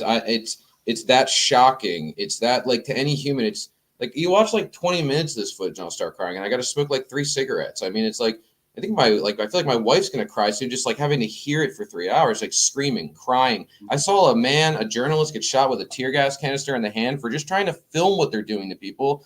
And he cried, and it sounded like a child. It sounded like a child. He wailed like a child. And seeing a grown man, I don't even know we could get that octave. It was just immense pain. Probably a mix of the pain of what he was seeing before that happened to the fact that someone's so brutal that just having a camera to document something, you would shoot at point blank range a tear gas canister into his hand, which could possibly have his hand removed. and he just screamed, and he just screamed and screamed and screamed. And it's not like the movies. That's the thing you notice when you watch this footage. It's not cinematic. When I see there's a video that I will never watch again. I may have to watch again when I'm editing. I probably am going to have to put some of this stuff in, and I'm just going to have to do it. And there's going to be no fucking trigger warning, because I'm not going to warn you, because it should be triggering. Yeah. And if you're triggered by it, that's okay. That means you're a human. Humans are meant to be triggered when they see things like this, and we should subject ourselves to it because it's happening. And the thing is, I saw a guy, it's from the perspective of the IDF, how they got the footage, I don't know, but he's looking through a scope on his lens, and he's like talking about like it's a video game. He's like, oh, he's unarmed. Oh, the kid keeps getting in the way. They're kind of giggling about it. And he just shoots this unarmed Palestinian. You just see him drop. It's not cinematic like the movies. It's just, it's what did the writer of Truman Capote. Yeah, he had this great thing he wrote in the book In Cold Blood that stuck with me, where it's a book about a murder of a family. These two guys kill a family, and they're on trial, and he tries to find the humanity of these killers. But in the book, he says that he interviewed a lot of people. He had like a photographic memory. It's one of the great true crime books in American literature. But one thing that chilled me to the bone was he said that the sheriff said when he went into the house, he just knew there was a murder, having not even gone in, because there's this silence you hear that you only that like. Every sound exists when anything's living, even breathing, burping, walking. He said it was this inhuman silence that just was chilling to the bone. You know what I mean? That's what it is. You see a life get sucked out of a body in 1 second. And you know what? The Israeli soldiers laughing, yippee, I got him. It's like, and there's a kid next to him. Yeah. A child watching this could literally, I mean, you meet people who have one traumatic experience in America and talk to a shrink about it for the next 20 years. Nothing against it. Probably be on medication the rest of their life. I have a friend who found his father dead. One of the guy from Right Brain Steven, he found his dead dad. He's had issues ever since. That's something that it could fuck you for life. Imagine seeing an unarmed man shot in front of your face at 8 years old. I mean, no wonder. This is the thing. Israel says they're bombing these people to get the extremism out, or are you bombing the extremism into the country? Are you bombing the extremism? Every time you blow somebody up, you create an extremist. This is the dirty war philosophy, right? Every time you blow one person up, you make 5 new enemies, because that's their family you just killed. You're making enemies. You're creating extremism, if you want to call it that. You're creating resistance fighters. And if, like we all know, and this is why weapon manufacturers are the worst of the worst, is because they don't give a shit. This just means perpetual war for them. They get money, our politicians get the kickbacks, we get fucked. All right? Yeah. They take our money, they leave us fucking soulless and heartless, helpless, hopeless. They pass a defense budget, they take all of our tax money, which probably isn't much of mine. They shovel it over to a weapons manufacturer. He makes a bunch of money off the conflict. Then he funds their next political run and uses his influence to get them back in power, cut a budget, fund a war, money back in their pocket, and on it goes. And I tell politician, when he's out, he comes, works for that company. These people are merchants of death and destruction. One of the things, violence as a plus. That's all, because sorry, I feel bad, Jason. Yeah, we've been ranting and raving. I'm so sorry, dude. I feel like we haven't let you get a fucking word in edgewise. I'm sorry. No, it's all good. So I wanted to ask you guys about this resolution that was passed. Because this has came out recently. This is from Ryan Graham. He says a new House resolution, which may be voted on as early as tonight, clearly and firmly states that anti-Zionism is anti-Semitism. This comes after previous resolution hinted at that claim, but they're not fully stated. So now Congress wants to leave no question, but there is an additional trap. Anybody who votes against this resolution will be said to have voted against condemning anti-Semitism. So this is the actual resolution, and I just want to give it a quick read so that people know exactly what's in it. It's House Resolution 894. It says strongly condemning and denouncing the drastic rise of anti-Semitism in the United States and around the world. It says, so this is from the consideration of provisions fall within jurisdiction of community concern. The resolution says strongly condemning and denouncing the drastic rise of anti-Semitism in the United States and around the world, whereas acts of hate, intimidation, discrimination, and violence based on ethnicity or religion have no place in our country nor the global community. it says, resolved that the House of Representatives, one, strongly condemns and denounces all instances of anti-Semitism occurring in the United States and globally. 2, reaffirms and reiterates the strong support for Jewish community at home and abroad. 3, calls on elected officials and world leaders to condemn and fight all forms of domestic and global anti-Semitism. 4, clearly and firmly states that anti-Zionism is anti-Semitism. And 5, rejects all forms of terror, hate, discrimination, and harassment of members of the Jewish community. I just want to get your thoughts on this resolution that was, I think it was passed already. Obviously, fucking awful. And I know cities around the country have been voting on this in the previous weeks. I mean, first of all, you're taking two words with different definitions and making them one. And you're also in the context of surveillance, crackdowns on free speech, cancel culture, Twitter being run by and all these Instagram, all this stuff. You hashtag one thing, you try to get a word out, you're done. Your account won't. It might as well be gone. This is what everyone feared. This is the stuff we thought we were fighting. If the Soviets in the 80s were able to do the things that we do now to our populace, people would have been pulling their hair out, asking for Moscow to be nuked. And we're doing it to ourselves. They'd use our own money to fund this shit. And none of us are ever considered. Every motherfucker is going to vote for that bill. Everybody. I hope they find a hole in the ground. Yeah, this bill to me might as well say that it's Weimar era, post Weimar era Germany. Anyone that says that Germans aren't the superior race is anti-German. It's absurd on its face, and it's like Burroughs said, an author I like. I have a shitty tattoo on my arm I got when I was under the influence of drugs, which I will not show you. But I will say he was a genius, and he was a very good writer. And he said language is a virus. As beautiful as language can be, it can also be very toxic and damaging. It can change on a whim, depending on who's in power. It can evolve into something that's could kill you and is rather dangerous. And when we start to change the definition of what words mean, what they've come to mean, we can actually bend and distort reality. And I mean, we are a world made up of symbols in which, me and Jay, what makes me and you different, JB, is we've walked different lives. We have different memories, and you and I can stand in a room and look at a building. And if you have a memory of that building, we're seeing the same thing, shapes and solids, and everything is probably the same visually, physically in space and time. But we project our reality inward to outward, if you believe someone like Hegel writes. So what I mean is, you could look at that building and see, a part of your childhood, and I might look at it and see a bunch of bricks and a wall.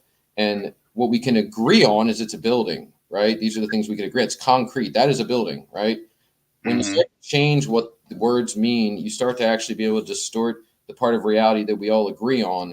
We all agree that if we all agree now that being against a hateful ideology like Zionism, which was started by a settler mentality who thought he was superior to others and that Arabs were animals, if we start to make that illegal and say that that is being anti-Jewish, we have distorted reality and are actually going to make monumental changes to society that are dangerous and are going to harm lives and continue to justify carpet bombing of innocent people. I think it's disgusting. I will proudly declare that I'm anti-Zionist. I don't care if they make a law out of it. I don't care if you get jail time for it. I will say I'm anti-Zionist until I'm in prison. I'm anti-Zionist. Fuck Zionism. It's a disgusting ideology. It's a mental disease.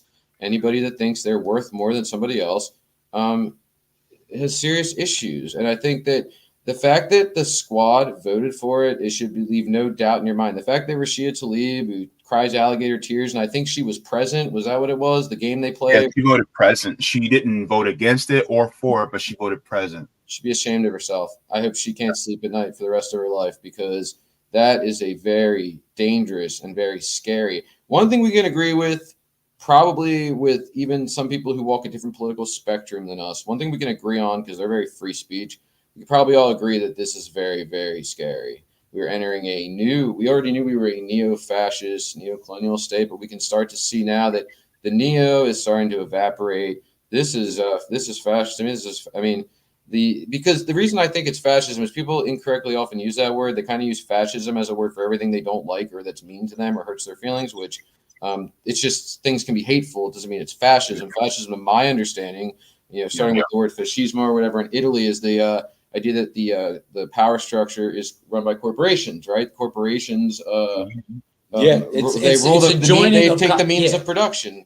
And the Israel-United States relationship has nothing to do with morality. Do I think the U.S. leaders hate Palestinians? Only because they can't make a lot of money off of them. Only because they're not sitting on tons and tons of barrels of oil and selling weapons to each other and murdering innocent people and stealing their shit. Or, hey, can you bomb this country for me? Because, that's the only reason. I don't even think these people have that much of an ideology. It's I'm a Zionist because Israel's my friend, because Israel puts money in my pocket. I don't meet that many poor people that are riding for Israel. Almost none, weirdly enough. It seems to be upper crust parts of society. For me, I think it's really scary. I think this is a legislation everybody should be afraid of. If we can start to say this actually means this and put these kind of things into law, we can change the fabrics of reality. And nobody should be able to change those solid things that we all agree on that are concrete. Once you start to change language, that was what was happening in Germany. It's very quickly like Animal Orwell. Farm. It's the easiest. Orwell, though he was a narc, he was a hack in some ways. But the Animal Farm things. First it was we're all equal, and then the rules changed. Well, some are more equal than others, and then it's okay. Now it's just the slow, slippery slope into, which is why I've always defended kind of not free speech absolutism if you're harming others or you're threatening others. And I mean, I hate when people say racist things. However, that's how they'll use you to go against free speech, so they can then go use that same thing later to censor Rome. So because I want Rome to be able to say what he wants, I have to let my enemies say whatever they want, as long as they're not hurting someone, because it's just an excuse. Censorship has always been about capitalism. I think even Abel Ferrara, who did the movie Driller Killer, the only reason that this guy made this movie Driller Killer on like no budget, and it was a fucking smash hit. It did pretty well. It's just about a guy with a drill going around killing people, right?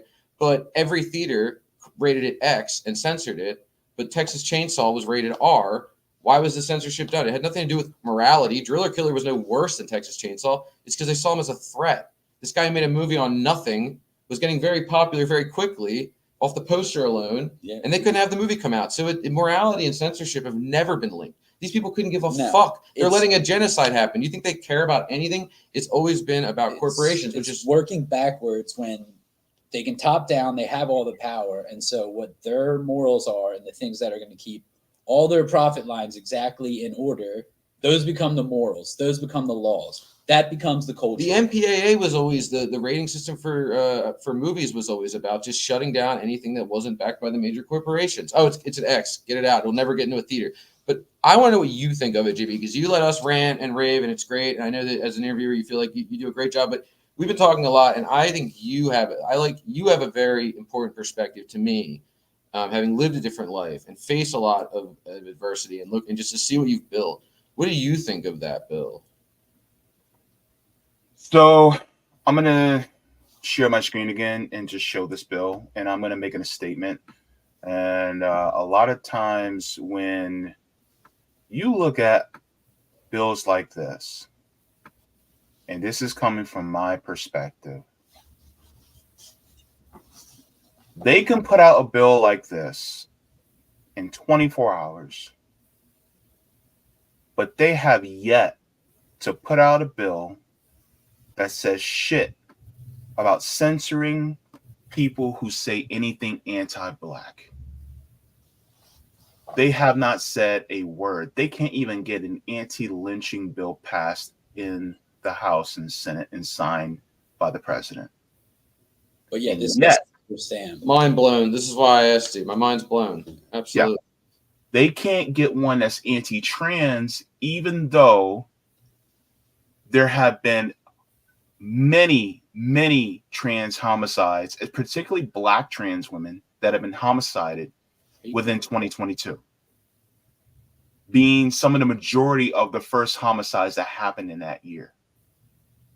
And nobody says anything. Nobody says anything about anti-black homicides or, anti-black legislation. There was a black woman that was hanged in Orlando just in the last couple months, and they're ruling it as a suicide, hanged by a tree. So here's my thing. It's always rules for thee, but not for me. And if you're a part of a marginalized group that doesn't provide money and resources for the ruling class, they don't give a crap about you. And the whole reason why this whole thing is about protecting, is not about protecting Jewish people. Because ultimately, if they really wanted to protect Jewish people, they would have never supplied weapons to Nazi Ukrainians and Nazi Ukrainians. JB. They did not care about Jewish people when they were supplying weapons to the Azov battalion. Why didn't you shut us up sooner? You're fucking killing this right now. Please keep going, dude. You're killing. They did not care about Jewish people when they did Operation Paperclip after the Holocaust, when they allowed Nazi scientists and former military members into our country to run NASA. They did not care about Jewish people. They did not care about Jewish people then. They don't care about Jewish people now. You know Joe Biden doesn't care about Jewish people when he said that if Israel did not exist, we would have to create in Israel for American interests. It was never about Jewish interests. It was about American interests. That was what it was about. Joe Biden, Donald Trump, Barack Obama, Bill Clinton, Ronald Reagan, none of them gave a fuck about Jewish people. They are all true anti-Semites. They are anti-Semites. You can't say shit about people like Benjamin Netanyahu because he's not even religiously a Jew. He is actually an atheist. Herzl was an atheist. So when people go, oh my God, we got to protect Jewish people, the United States government ain't doing it. They never give a shit about people like Kevin. They don't give a shit about people like Max Blumenthal, Katie Halper, Aaron Mate, Dr. Gabor Mate, Norm Finkelstein. They don't give a shit about them. They don't give a shit about you, who are claiming that, oh my God, we got to protect Israel. They don't give a shit about you guys because they're willing to put you in harm's way in order to occupy a land. And then when the resistance happens, they're willing to use your bodies to put them on the line just so that you'll die for land that was never yours in the first place. That's the fucking, that's the sick, twisted thing about it. Because Netanyahu's not going to go out there on the front lines and fight. That's a mic drop. I mean, that is a mic drop if I've ever heard one, dude. Let me tell you, just to add a footnote to that, you see all these people saying like the women, the children. It's like, do you know the Mossad's assets have been sex traffickers? You know that Epstein is very likely a Mossad. It's very, I mean, the Ghislaine Maxwell, this isn't even conspiracy. Heavily linked to Mossad. Blackmail is like Mossad's favorite thing to do. It's documented. So same with the CIA, but Mossad even more. A lot of people don't know this either. That was, I mean, I can't touch that. That was fucking like, my mind's blown. And I mean, a lot of my ancestors were killed, and you hired these people. You brought them over. You brought Leni Riefenstahl, who wrote, who made the Holocaust propaganda footage, and you let her walk around fucking Disneyland, and you helped revamp her image to get her jobs in Hollywood. Like, she wasn't really a Nazi. She had no choice. She was. Yeah, no, she 100% was. Yeah, like the women, the children. I mean, Mossad, the other thing people don't get is Mossad's might even be as dangerous or more dangerous than the CIA. I mean, there's a book we have on the site. It's free. A lot of our stuff is free, especially now. We're putting a lot of free content out right now because the last thing we want to do is ask people for money. We put a book out from Palestine. Yeah, give your money to Palestine. Don't give it to us. I mean, if you have extra to give to Palestine and you want to have a membership to watch our content, sure. But if you donate to Palestine and you don't have any money, just send us a fucking email. We'll give you a free membership, dude. Like, if you're donating your money elsewhere to a good cause, that's just as good as being a member. Yeah, like, but the thing is, we have this book on there. It was like the first, what's the name? Is it Heffy? What's the name of the book? Either way, it was one of the first pieces of literature from Palestine to ever reach like a university. I mean, this book actually made it out of Palestine in like the 60s. and it was like the first real book about apartheid. Assad shot him and killed him. He wasn't even like doing anything. He wasn't even armed. He wasn't linked up with anything. They killed him, and it was nothing. They just murdered him strictly for writing a book about what was going on and getting it into a library. They killed him. There's absolutely no explanation of why. Nobody gives a fuck. They just shot him and killed him, and that was it. Just like we played this film. This Halloween we did Soviet horror, but last Halloween we covered. When I talked to you about it before, we like to do like a history lesson mixed with horror because I feel like horror is just cheap on its own. Yeah. So we did this whole Weimar era Germany, rise of the Nazis, and there was a lot of horror movies being made at the time because of censorship and stuff. The horror movies were about what was going on, but it was all like supernatural. But it was about this growing dread, and it was the Nazis that would come not long after. There was this after World War I. I mean, it was a broken country. Horror movies were very popular, but there was a film that we found that it never got released, and the only version that existed that was restored was actually in Germany. They probably feel a lot of guilt, which is probably why they restored it. Yeah. But we actually subtitled it. We had somebody actually subtitled, so we probably the only copy in America that's restored fully because it was lost for a while. It's called City Without Jews, and in that film, it's the first dystopian film ever made, and it's about Jews disappearing from a city. And the guy who wrote the book it's based on was calling out the Nazis. He could see what was happening in front of his eyes. He was ahead. Yeah, he was 10 years. A week after the movie was screened, he was murdered by the Nazi, by a Nazi leader. Shot him, I think, after like a premiere. After the premiere of the movie, he shot him because he was right. He knew that this guy had him dead to fucking right. Same with Palestine. The Mossad knew this guy. If he got that book in libraries, man, he was communicating the Palestinian experience beautifully. It was the kind of stuff they'd be teaching now. But he's like lost to history. They smoked him just for writing about the experience. If that tells you anything about who these people are, Mossad, they would murder someone for strictly writing a book. And they're still around. Yeah, I mean, book burning's bad enough. They'll just go kill the author. Shot him. Yeah. And nobody cared. I mean, nobody cared on their side. He's gone, whatever. Like, nobody questioned it. Just like Cherie, you know, you have this journalist, American Palestinian journalist, who's putting her life on line every day to capture truth, and they shoot her on purpose. And no investigation whatsoever. But they want to go after people who are anti-Zionist. Gee, I wonder why. But you won't go after the person who murdered this woman in cold blood for just trying to capture the pain of the Palestinians. You shot her. I mean, that's crazy to me. I can't believe there's been no investigation. It's You're referring to Shireen Abdul-Akleh. It's insane. She was. If you're the kind of person that is an American exceptionalist, then you can even explain to them an American journalist was killed, Palestinian American journalist, but an American journalist was murdered by another government. And we're defending that government and passing legislation to protect the dangerous language of that government more than the woman who was shot by them. I mean, that's crazy. I mean, we're living in a crazy world. But I tell you, JB, that shit touched my heart, dude. That's why I wanted to flip on you. You are very, very good at using words as a weapon in a good way. And words have power, which is why a bill like this frightens me, is because words have power both ways. What you just did is taking words and fighting back. But man, the suppression of the idea that anybody that isn't pro-Zionist could be potentially, is this going to be a criminalization, or is this just a we condemn it type of bill? Like, what is this? It's like it's a resolution. It's a condemning, but it could lead to more bills that are. They're calling their shit. That would actually criminalize speaking out against Zionism and Israel as well. I just wanted to harp on your point about how they blackmail. I shared this a couple of days ago. I want to share this again.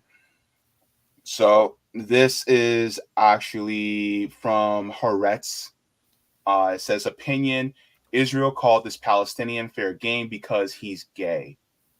So this article actually talks about how they will take gay Palestinians and threaten to out them in Palestine unless they actually help them to go up against the Palestinian resistance and become moles for the IDF. Yeah, see, they got this from those people are Hoover, savages. The guy who ran our FBI for 30 years. That's the thing. People have to see how American all this is. Like you said about Joe Biden, they fully know that it has to be an outpost of American interest in the Middle East, right? In the Arab Muslim part of the world. And so that's what Israel is. All this language and shit, again, like I said, this is top down. This is to get us to conform to the narrative so they can keep doing this bullshit. So they can keep sending weapons to people. Though, like I said, they got both sides, right? Everyone needs the weapons. They shoot at each other. They don't care who dies. They care about the money. Mhm. Meanwhile, they zombify and indoctrinate our minds. So you'll have kids who are learning this now that in 10 years will probably believe that it is reality, that being anti-Zionist is now, it's a fact. That's how quick reality can change. That's like I was saying with the building. That's not a building anymore. It's whatever they decide it is. And eventually it seems like they just changed that. Eventually it becomes reality. In 10 years, you're going to have kids who literally believe this. And if enough people believe it, perception is reality. So if the majority of people do believe that it's anti-Jewish, then it is anti-Jewish. It doesn't matter what it is or it isn't. If enough people are all collectively inward out staring at the same world, agreeing on something, then that's what it is. I can't believe that. I can't believe there's not more of an outcry. I can't believe one person voted against it. And it was wasn't it Massey or whatever? Like, yeah, Thomas Massey. Yeah. When he's coming up looking good, and occasionally I don't like her at all, but occasionally that other blonde woman is more anti-war than the squad. That's not I'm not saying anything good about her. That's an indictment. Taylor Greene. Yeah, that's an indictment. That's not a compliment to her. It's an indictment of everyone else. It's like, wow, damn, you have been outflanked. Even she recognizes this shit. Like, it's oh my god. Massey probably got tapped on the shoulder and was like, "All right, you're the no vote." Like, so it doesn't look like. I don't think so, because I saw interviews with him where he kept reiterating that it was weird. He kept saying, like, before the vote, he was saying in this interview, like, I think that as much as we don't like when people say things about that are mean or racist or hurtful, they're protected to say. He was saying something about, like, he was kind of reiterating his free speech absolutism. But this is a case where I actually think it's a good thing. Like, you have one guy who's probably corrupt in every level, but at least was like, but we should still be allowed to say things that are maybe hurtful to some people. I don't know why being anti-Zionist, but like, he's right. This is scary. It's scary. It's actually interesting because I was going to bring up something else, but this is actually an interesting point, because if you guys have noticed, Jerry Nadler himself actually spoke up for people who are anti-Zionist and Jewish. Wow. Jerry Nadler, who gets money, I think he's a congressperson, and he gets his money from IPAC. But Jerry Nadler spoke out against what was going on. In fact, I will show you. Oh, found it. I'm going to show you guys what he said on the House floor so that you guys' jaws will drop, because I've been waiting to see you guys' jaws drop for the first time. Because I know nothing surprised you, so I actually want to surprise you. I don't know, man. That thing you said, that should let's see it. All right. More problematically, the resolution suggests that all anti-Zionism, it states that all anti-Zionism is anti-Semitism. That is either intellectually disingenuous or just factually wrong. And it unfairly implicates many of my Orthodox former constituents in Brooklyn, many of whose families rose from the ashes of the Holocaust. While most anti-Semitism is indeed anti-Semitic, the authors, if they were at all familiar with Jewish history and culture, should know about Jewish anti-Zionism that was and is expressly not anti-Semitic. This resolution ignores the fact that even today, certain Orthodox Hasidic Jewish communities, Satmar in New York and others, as well as adherents of the pre-state Jewish labor movement, have held views that are at odds with the modern Zionist conception. According to the Jewish Encyclopedia, quote, the anti-Zionist worldview of the ultra-Orthodox groups, like the Satmar Hasidim, perceives Zionism and the establishment of the State of Israel as an anti-Messianic act. That is to say that these ultra-Orthodox Hasidic Jews believe that only the Messiah can bring about the true Israel. And I assure you, the Satmar Hasidic Jews are certainly not anti-Semitic. I should also note that there are those who try to smear even progressive pro-Israel supporters with the inappropriate label of Israel hater or anti-Zionist. Under this resolution, those who love Israel deeply but criticize some of its policy approaches could be considered anti-Zionist. That could make every Democratic Jewish member of this body, because they all criticize the recent Israeli judicial reform package, de facto anti-Semites. Like that. Wow. Interesting, right? Is he having his redemption arc? You lived like a shithead for the last I don't know how many years. This is like his coming out moment where he's like, wait a minute. Yeah. You know, I'll tell you something. This is how you know this is a real-time genocide, not another news cycle thing to distract us. I've seen some journalists that are 99% of the time like totally paid off, actually calling Israel out a little bit on television, because I think even they're like, as much as I'm a careerist, there's a tiny little bit of humanity. It's kind of faded, but like, this is genocide. Even if they're like, I have children and even I can't not challenge this fucking smug looking IDF soldier. Like, I've seen journalists like Dana bashing, like I forget, it might not have been her, but somebody was like, right, but you dropped a bomb on kids. Like, yeah, but we were going from us. Like, yeah, but did you even get him? And they weren't even. It's like, we need to investigate. And even he was giving some pushback, like, so you essentially just blew up a bunch of people. I mean, it's so bad that even some journalists are kind of like, I mean, yeah, like, I'm not going to go too far, but even I don't know if I can just not say anything. This is so repugnant that even a scum of the earth, swamp creature like me still just can't not say anything, because it's just the human instinct of like, you guys are fucking committing genocide. Like, you're ethnically cleansing people. Even though my career's on the line, and even though I'm probably going to be a shithead the next 99% of my shows, even I've seen them break character for a moment and remember they're a human, and on the air say something like, yeah, but you just blew up a bunch of kids. And like, that's not something I'm used to seeing journalists do. Like, it's kind of crazy. Like, I think it's a sign that like, this is that bad that even the people who are the worst of the worst are finding that little bit of humanity where they can't even handle being fully 100% endorsing it. Like, because they probably think, wow, I'm gonna have to live with this later, even selfishly. I'm seeing people who are like the most sold out people ever, kind of like a little bit like, just for a moment, a little conflicted, like, and then they go back to the same shit. But like, yeah, I mean, it's chilling actually to see such a sellout once in a while break character and remember that they're a human and not someone teleprompter for the war machine. Mm-hmm. Speaking of robots, let's talk about Elon Musk for a second. So Elon Musk decided to go according to his programming, and he traveled to Israel to meet with, excuse me. I don't know. I think CIA is trying to get me in my water. So they're trying to basically program him to make more excuses for Israel. And I'm not sure if you guys saw this, but this also happened. You guys know about the artist Loki.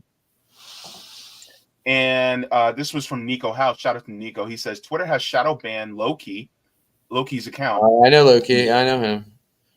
It says he doesn't pop up in most people's searches and isn't being recommended to feeds anymore. This seemingly came after Elon's visit to Israel for context. So I want to share this as well because Nico, by the way, he's another guy I didn't name earlier. I like his stuff a lot. Yeah. Loki said, "Hi, Elon Musk. My name and handle are currently not searchable on X. I am told this has been the case for several days. Can it be fixed, please? Because you cannot find anything about him." Wow. And he has hundreds of thousands of followers. Oh, he's been dropping absolute lethal verbal bombs, dude. This guy for years. I mean, he's been on point. I mean, when no one was saying a lot of this stuff. Yeah, he's not. What does he do outside of activism? Is he an artist of some kind, a musician, or he's a rapper? That's what I thought he was. I was just wanting to make sure that I've definitely followed him for like a few years. I didn't know he was unsearchable, but I have not been seeing his stuff in my feed. I haven't been on Twitter as much, so I missed it probably, but I believe it 100%. I don't trust Elon Musk one bit. Yeah, we already know. He's a fraud. All these social media companies are in bed with governments. You find yourself on a list of this person saying stuff, and you find yourself blocked. Wait, so one of the richest guys in the world, who is just a full-throated capitalist, sided with the country that's completely developed and going to put a lot of money in his pocket over the people living in the slum? Because no way. Yeah, Palestinians probably couldn't offer him anything. I know that they offered to give him a tour of where they lived, and he said it was too dangerous, but then still sided with Israel. Yeah, it's too dangerous to come see you guys, but I'm going to side with the people that are making it dangerous by dropping the bombs. It's crazy. He's a I think Elon Musk, the way he smiles, the way he jokes. Oh, he's a bizarro character living in like he's like definitely. He thinks he's like Tony Stark's, but he's like more like Mr. Burns. And when he's gets like Mr. Burns character, like he thinks he's hip. Okay. He's a weirdo. I don't like him, and I think I'm gonna jog you guys' memory for a second. Did you guys ever see Iron Man 2 years ago? Last Marvel movie I've seen. Yeah. Oh, Okay. I did not. He did. I did not. So in the beginning of Iron Man 2, the government calls him in because they want the Iron Man armor and technology for the use of the government. But Tony Stark was like, no, you can't have it because it's mine. I own it. I call it a high-tech prosthesis. If you guys want Iron Man, that means you want me, and you can't have me, basically. And so he's being interviewed by, I guess, a Senate Judiciary Committee, or not a Judiciary Committee, but a Senate Committee or House Committee, whatever. And they're basically using Justin Hammer, who is Tony Stark's rival, to basically say, to go up against him so that he can have the government contract and have an Iron Man-like armor. But Justin Hammer falls flat on his face epically in front of everybody because Tony Stark basically showed him for who he was. People are now who keep saying that Elon Musk, who also had an appearance in that movie, he was a cameo. Yeah. They keep likening him to Tony Stark when in reality, Elon Musk is just Justin Hammer. Elon Musk is basically just a lapdog for the government so that he can get those government contracts and make as much money off of it as possible. He's a cuck for the United States government. They love him being quirky. Get him, JB. Yeah. I love to see that side of you, dude. Get him, dude. Yeah. So basically, like, the United States government has their hands so far up Elon Musk's ass that they're moving his mouth like a fucking puppet. And so when the government says jump, Elon Musk says, how high? Even get me to the decimal points of how high I can go because, well, I can calculate that in my brain. Yeah. I guess him and Robert F. Kennedy have a lot in common then. They both have been playing the puppet lately. Oh, don't get me started on Robert F. But Kennedy. it's the same thing. The government talks or Israel talks and they move their mouth. It's amazing how they think everything that the government in Israel think. Just by coincidence, they think exactly the same thing. And they say exactly the same things. I knew Elon Musk was going to go over there and get brainwashed because they always do. They do it with celebrities too. They do it with there was that comedian. I personally hate his podcast. I had to listen to it on a long road trip with a friend who's like a podcast junkie, and I was like getting ready to leap out of the car. He's the Asian comedian, Tiger.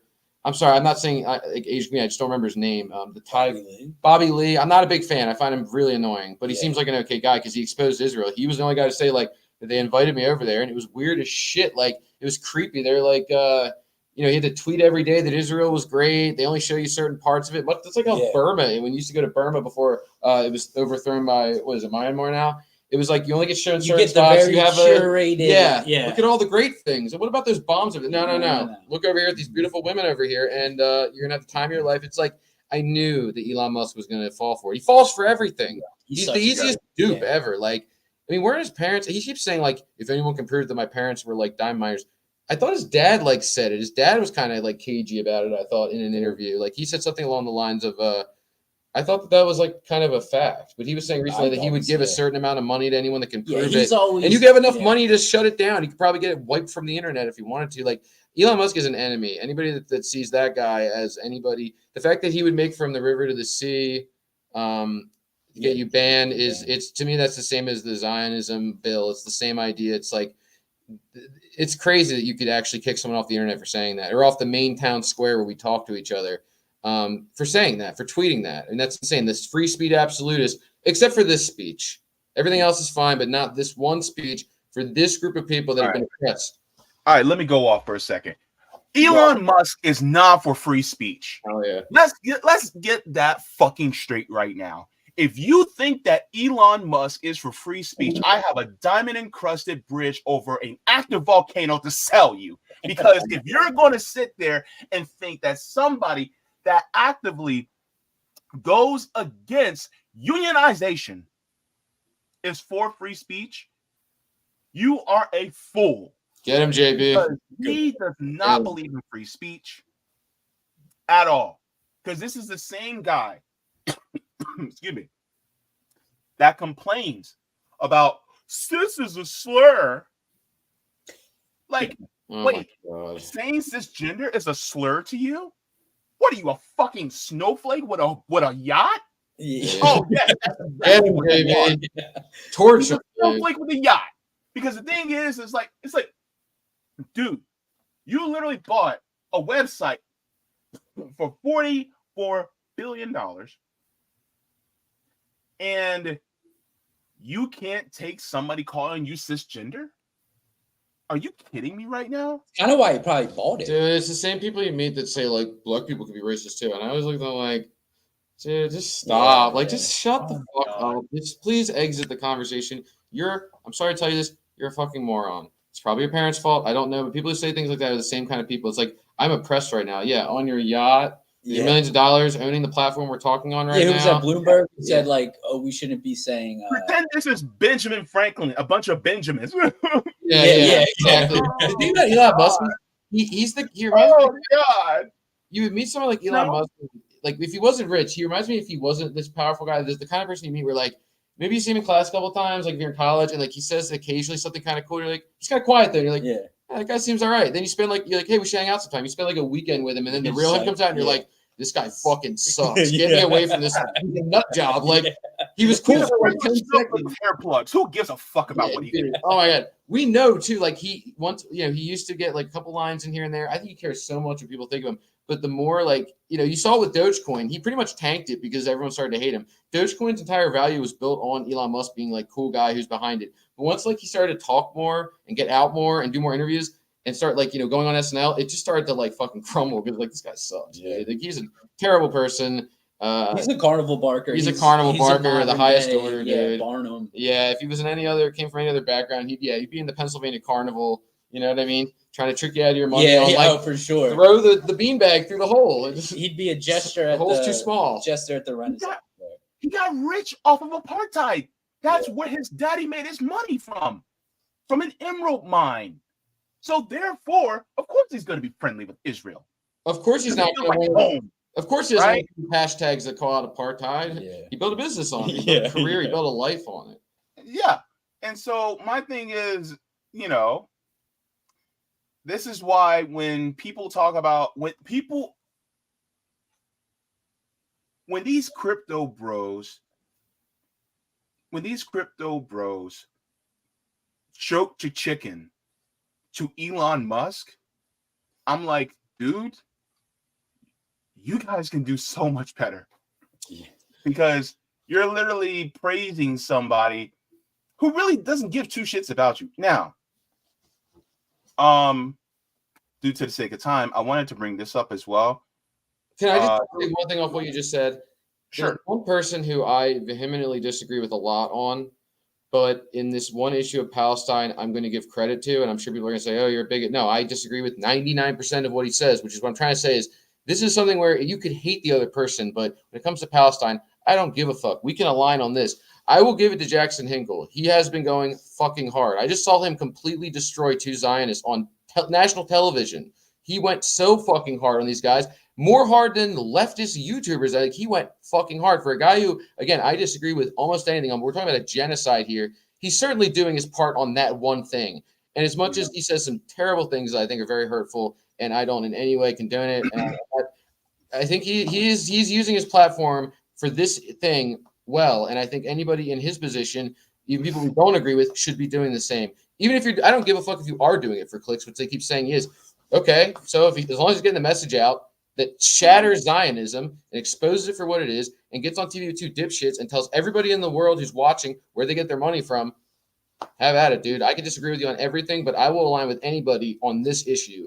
I don't care. That's something I was taught by activists like Cal Walsh who are very effective and have told me before. I've worked with people that I don't agree with anything on except this one thing, because at the end of the day, that's what we're doing in this instance. You need to do targeted activism. You need to find one thing you do agree on and get the manpower behind it. It's hard enough to get people to show up to brunch these days. You plan a brunch, nobody shows up. I mean, to get a bunch of people on one thing like Palestine, we'll take any fucking person we can get for now. And I think that when you brought up Elon Musk, you just reminded me of someone who, like, I wish Elon Musk was doing that, where it's like, I hate you, Elon Musk, but you're right on this one thing and you have the platform. But I wasn't surprised. That's all I wanted to say. Yeah. I was shocked by Andrew Tate as well. Just letting y'all know, he shocked the hell out of me. I'll take it. Like anything that has a platform that's doing that, I'll take it. I can hate everything else you say and do. I'm not saying I don't even know that much about Andrew Tate, but I'm saying That is important to me, though. If you're using it for that, good for you. It's genocide. The other Yeah. stuff we talk about, you know. Yeah. Now, as far as what's been going on, I'm going to share this as well. So, you guys are aware of the 3 college students that were shot by essentially a Zionist in Burlington, Vermont. Well, this is his mother speaking about what happened. This is one of the young men, college students that were shot. That's him? Yes, this is one of the college students. Oh. Yeah, that was shot in Vermont by a Zionist. And so I want to listen to what the mother said. And I want us to react to it on the other side, because this also speaks to what is going on in this country and how dangerous it is for people who are Muslim and Arab, because everybody wants to, talk about anti-Zionism, but nobody wants to talk about Islamophobia and anti-Arab, which is really true, also anti-Semitism, but nobody talks about it. Let's go. We're incredibly concerned for his friends who are still in critical condition. It's hard to make sense of this. It really is. Except just to say, when people are dehumanized and when there's rhetoric by government officials and by the media, where Palestinians are not really seen as human, right? With this conflict in Gaza, we have the U.S. administration doubting the number of people that have died. We have to sort of prove how many babies have been killed. And at this time, quite honestly, I feel like no Palestinian is safe anywhere. So it's really frightening.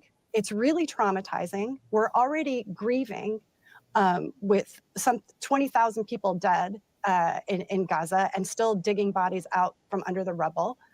And we were already just so sort of afraid for ourselves. And then to have this happen in the United States is just so frightening. I can't even, I don't know what else to say other than that. I'm afraid. So I understand his fear response, because the worst imaginable thing has happened. You're both incredibly brave. And I just want to, we hope this man is brought to justice swiftly, but I want to ask you, what do you want people to understand about your son's experience and his 2 friends? I want them to understand that these are just 3 regular kids, best friends, who grew up from childhood together, who play chess a lot and are really sort of like smart. I call them nerds. I hope he doesn't mind, but they're just normal kids. They went to a Quaker affiliated school. And continued his education at a Quaker institution here in the United States. He is friends with everybody. Nobody that meets Kenan doesn't love him, and he didn't deserve this. None of the 3 deserve this. Nobody deserves this.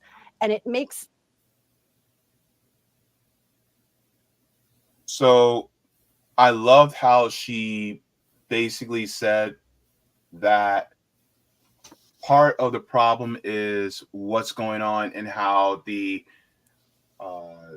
anti-Arab, anti-Muslim rhetoric is being pushed even by the government. And it's kind of rich that they push an anti-Semitism bill, because shouldn't that anti-Semitism bill also apply to protecting Palestinian and other Arab people? Well, yeah, if words mean what they're supposed to, you would think. But obviously, I mean, it's kind of like the term, I think I mentioned this before, but like in America, terrorist means one thing. It means a brown person who did something that lost some rich people money.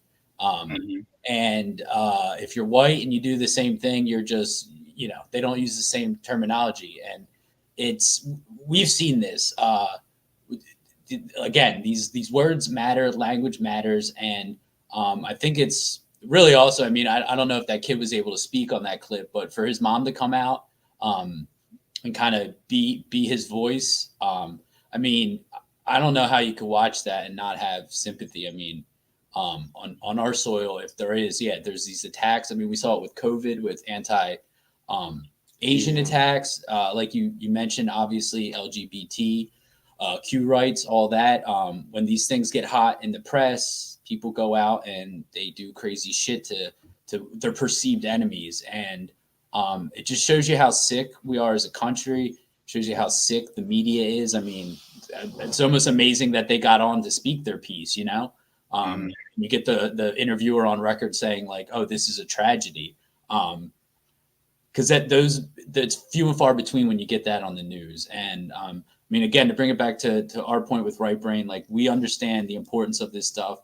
The narrative is not only shifting, it's shattering for these people, and we got to punch it through. We got to make sure it's a million little pieces. Yeah, I mean, I'm not quite speechless because I have a very short thing to say about it. It just, I mean, it sucks the soul right out of your body. I mean, maybe I'm weird, but it sucks the soul right out of your body, dude. I mean, it's just, it's horrifying. Yeah. It's horrifying, dude. You know, I mean, it's just horrifying. What we're seeing is horrifying, and I'm very scared for Muslims, and I already was, and all the people who are full of hatred need is someone to point the blame at for what's not going right, and somebody to to give them the go ahead, to give them the green light, like you see with the settlers in Israel. That's why it's so bad, is when your government gives you the green light and gives you an enemy, they make an enemy to take the focus off themselves. What bothers me about the clip is that journalist should be ashamed of herself, because her network is the reason why there was anti-Asian hate, is the reason why there's anti-Muslim hate. She's just as much as part of the problem. She's only putting them on there so they can get ratings and sell ad space to Boeing and these companies who are involved in the bomb dropping and the dehumanization. Everybody should be ashamed of themselves. I think that the woman is incredibly brave, and it's horrible, dude. This is horrible. I can't imagine how anybody, like, I have people I know in my life who are just going around like it's a normal day, and it's shocking. It's absolutely shocking. This is the worst thing we might have ever experienced. 20,000 people have been killed. Yeah. Innocent people for just existing, and they've actually are trying to convince us that it's acceptable, because underneath of them is a handful of people who shoot about, beyond the most recent attack. Most of Hamas's rockets just get wiped by the Iron Dome. The UN said that in 10 years, you can look it up. They did a study. It was like 3,000 Palestinians killed, and it was like 400 Israelis. I mean, no one should be killed, but the disproportionate amount of it shows you how Zionism is a mental disease, where they actually don't even think of the other. They think like that it's actually worse that 400 Israelis were killed. The 3,000 is like not even an equivalent to that. It was like, I think it might have been like 400 children in the last 10 years before recently, though I think those numbers are off. And it was like 14 Israeli children. And I was trying to explain to my friend, and he's so brainwashed. He's such a lost cause. This guy who I, brought food to when he got in a drunk driving accident and almost died. And we had these incredible moments. And to think it's a waste. It's nothing to me now. I feel nothing. I feel completely numb to it. I don't care about him at all, because I showed him those numbers, and it didn't even matter. It didn't even register that 14 people died, and over here 400 people died, and all he could talk about was Hamas. He's lost his humanity, and if we lose that, we're done. That's the only thing keeping us from absolute savagery, absolute brutality, full-blown fascism, full-blown annihilation of the fascism. The idea of this only the strong will survive, and the corporations deeming what is strong and what is weak.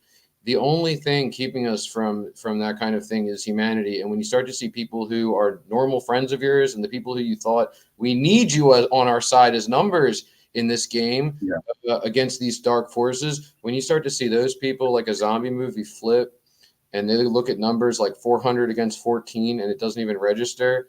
This woman on television being pushed in front of a news camera so they can get ratings, talking about how two of her, these kids she watched, grow up, just taken away.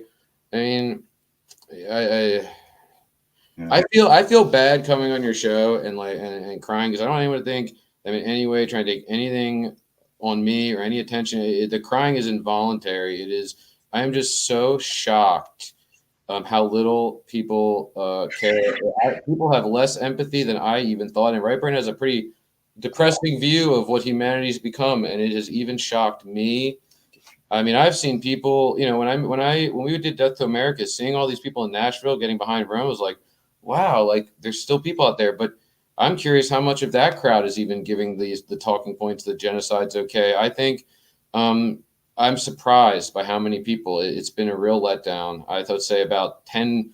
Now, I'd say a lot of people I've met later in my life on this artistic journey are behind Palestine. Most of the artists I know are behind it. And actually, I'm seeing a lot of people post who never did. And that's very encouraging. I should say the positive. People we've done work with that was not political. You know, we have a couple projects that are for fun. And those are the people I'm seeing speak up a lot.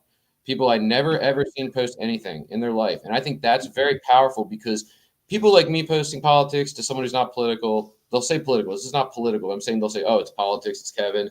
I've had enough. But when you see people like, I'll shout out like Ryan McGlade, people who make very experimental work using their platform to only talk about Palestine all of a sudden, that has friends of theirs thinking, damn, like Ryan's not into this kind of stuff. And that's actually more powerful than me doing it because it's coming from an unlikely source. It's like, wait, man, this must be bad if Ryan McGlade is like spending all day posting about it. Those are the people that are actually, that's why everybody needs to speak up. If you've never made a political post in your life, the idea is not like, I can't, you know, I don't do that. I don't know that much about it. No, this is the time you need to speak up because people will look at you and say, damn, this person never does this. This must be fucking bad. They only post about food and wherever they traveled last weekend. I've never seen them say anything about social issues. It's not too late to be on the right side of this. If you don't post that kind of stuff, you should. And you may think, why is this guy telling me what to do? Yeah, I'm telling you what to do. I'm telling you to fucking do it because the window is closing. I mean, that scrolling of those dots. I mean, come on. I mean, this is, you know, I don't want to be a broken record. It's just like, it's really tough, man, because this is something we've carried, you know, it's been close to our hearts since 2015. When we commissioned the article, it's never been a hot button issue, but it's always been a very crucial issue to us because it was one of the most ringing examples of apartheid and one of the most ringing examples of it being normalized. And we knew that it was going to be a matter of time before it burst. You know, I find it absolutely astonishing that the brainwashing of, in my opinion, poorly put together videos and not very good propaganda. I've seen good propaganda. This ain't it. The idea that people who are so strong in their religious values that some would call them extremists would finally fight back again and actually find a doorway of opportunity to fight one of the most powerful militaries who have nukes and who only make weapons out of blown up weapons, that the idea that they would find time while fighting this massive military to throw a woman on the ground and have sex with her is so crazy. You have to have seriously must have been dropped by your parents multiple times to even believe such a thing. You should be ashamed. You know you don't believe that shit. You know that a gunfight between a massive army and a small, not very, you know, don't have all the money behind them and are using a ragtag group militia would find time to throw somebody on the ground and rape them, go against all their religious beliefs during a gunfight in a raid is so insane. It's so insane. Yeah, it's like a badly written script by the worst Hollywood hack. And I'm sure we'll see a movie about it in 10 years. And I'm sure it'll be like one of these actors who's coddling up to the Zionists, you know, insert here. Sure. Who will it be? Ben Stiller will be, you know, have a machine gun or something. And you'll have a Hamas throwing someone down on a rave and there's bullets over his head and he's trying to undo her belt buckle. It's an image that's so stupid you can't even paint it. And they have yet to show a bit of evidence. They're like, oh, look, there's a body in that pile with blood on it, and there's blood on her pants. Yeah, because she was killed. Yeah. There's blood on her pants because she was shot. Yeah, but it's on her lower part of her pants. He must have been trying to rape her. No, she's dead, and that's blood on somebody's clothes. People are buying it. My friend was like, what about the beheaded babies? It's like, dude, that was debunked like 3 weeks ago. Yeah. And you're still saying it. It's crazy to me. It was debunked by Israel. Even IDF they're not even saying it anymore because it's so stupid. Just a barrel of walking around with a barrel of decapitated heads. Let's get the babies together. You know how ridiculous it would be to like, I'm not trying to paint a grim image here, but it's just so silly the way stuff Israel comes up with that actually, and they know Americans are dumb and emotional. It's like, we're going to gather all the babies up and we're going to get like, what, a giant guillotine. You're going to have a giant axe and we're just going to start chopping baby heads off. Why? I don't know. It's just because we're evil people with no soul who have nothing better to do than rape people during gunfights and chop babies' heads off. It's comically bad. And not comical, it's disgusting, but it's so bad. It seems like a bad horror movie somebody would write. It's just so ridiculous. I'm not saying, I don't want to, I don't have any evidence in front of me, but to me, it sounds like incubator baby bullshit to me. I know words that make Americans shriek: dead babies and rape. Let's go with that. Hamas, yeah, I know we've been pushing these people down for 75 years, but they cut off baby heads and rape people. I mean, it's the only thing you got is to try to make that up. And I can't believe this Hail Mary they came up with, because I think Israel was scared. They're like, shit, people are going to start looking at this a little closer now. This has become national news. The internet exists. People might start realizing that we've been bullying these people for 75 years and brutalizing them. Not to mention, they talk about women and children and the rapes. Look at the IDF. What is it, like less than 0.0001% of IDF get tried when they rape somebody? And that's not just Palestinians. That's women in the IDF have called out the brutality of men to women. Israel is very lenient on rapists. They really, this stuff, it feels like projection, where Israel, they're the ones doing the thing. America does the same thing, but you blame the other for doing it. I mean, it's like the U.S. gave them like him and Zelensky like the same book. It's like, I know you are, but what am I? No, it's you. No, you did it. It's like, hey, Zelensky, like, how come you were burning people in Odessa? No, that wasn't me. It was Russians dressed up as me. It's like, come on, dude. Why would Russians dress up as you got your group and burn people who support them? Oh, that's how bad they are. It's like, and the fact is, like, Americans believing it is scary. This bill, people are going to buy into this shit. Soon you're going to have people in 5 years saying that they're just going to repeat it. You meet people all the time in your life who just say things they hear on the news. I have friends who are totally programmed. Like, you talk to them and they just say the thing you heard on TV like 5 hours ago in the exact language. They say like the same 3 points of like, Ukraine is a democracy. This is an unprovoked invasion. They just say it's like a ventriloquist. Like they're just saying the things they hear on television. It's buzzwords like they have no thought of their own. That is terrifying with bills like this. This is how things like the Holocaust happen. Is you have people who have completely lost any type of sound and reason. They've completely broken down. Logic's gone. And they're just taking marching orders from psychopaths. Yeah. And once the laws start to dictate that too, good becomes evil, evil becomes good. And it's like I said with religion and superstition. Zionism's good. Anti-Zionism is bad. Why? Because Zionism is in power. That's why. And you're going to deal with it because we say so. And I mean, I'm frightened. But I'm most frightened for the Palestinians. I wish I could give the woman in that video the biggest hug in the world. I'm sure it would mean almost nothing. But that's all I want to do when I see stuff like that is just have a human to human, completely platonic hug from one human to another. Because that's all I can give, and I wish I could give a lot more. I mean, it's horrible. There's respect to her for going on television. I can't even imagine the courage it takes to go on television and talk after your son was shot for existing. Yeah, for being on the wrong side of a apartheid state, from having any kind of relationship to it through your nationality. I'm scared for Muslims, dude, because Americans have very bad judgment, bad reasoning skills. They're brainwashed. This is why we were saying this is actually a great way, because I'm sure you want to get rid of us soon. We've probably made the party become incredibly dark and depressing, and we're ranting. It's like, all right, guys, you got to go. But a great way to link back to where we started and go full circle, which is we were talking from the beginning about how powerful propaganda is and why it's probably one of the most powerful weapons is. I mean, likely that those kids were shot by someone who spent a lot of time watching television, shaping his viewpoints from people who profit off Israel, and has taken it as fact. He's eaten the corporate line and has now changed reality 100%. To believe it enough to fucking kill an innocent human being. Think of the 20 years of how many more of those are there going to be as the language continues to change? This could become more normal. That is very scary to me. Yeah.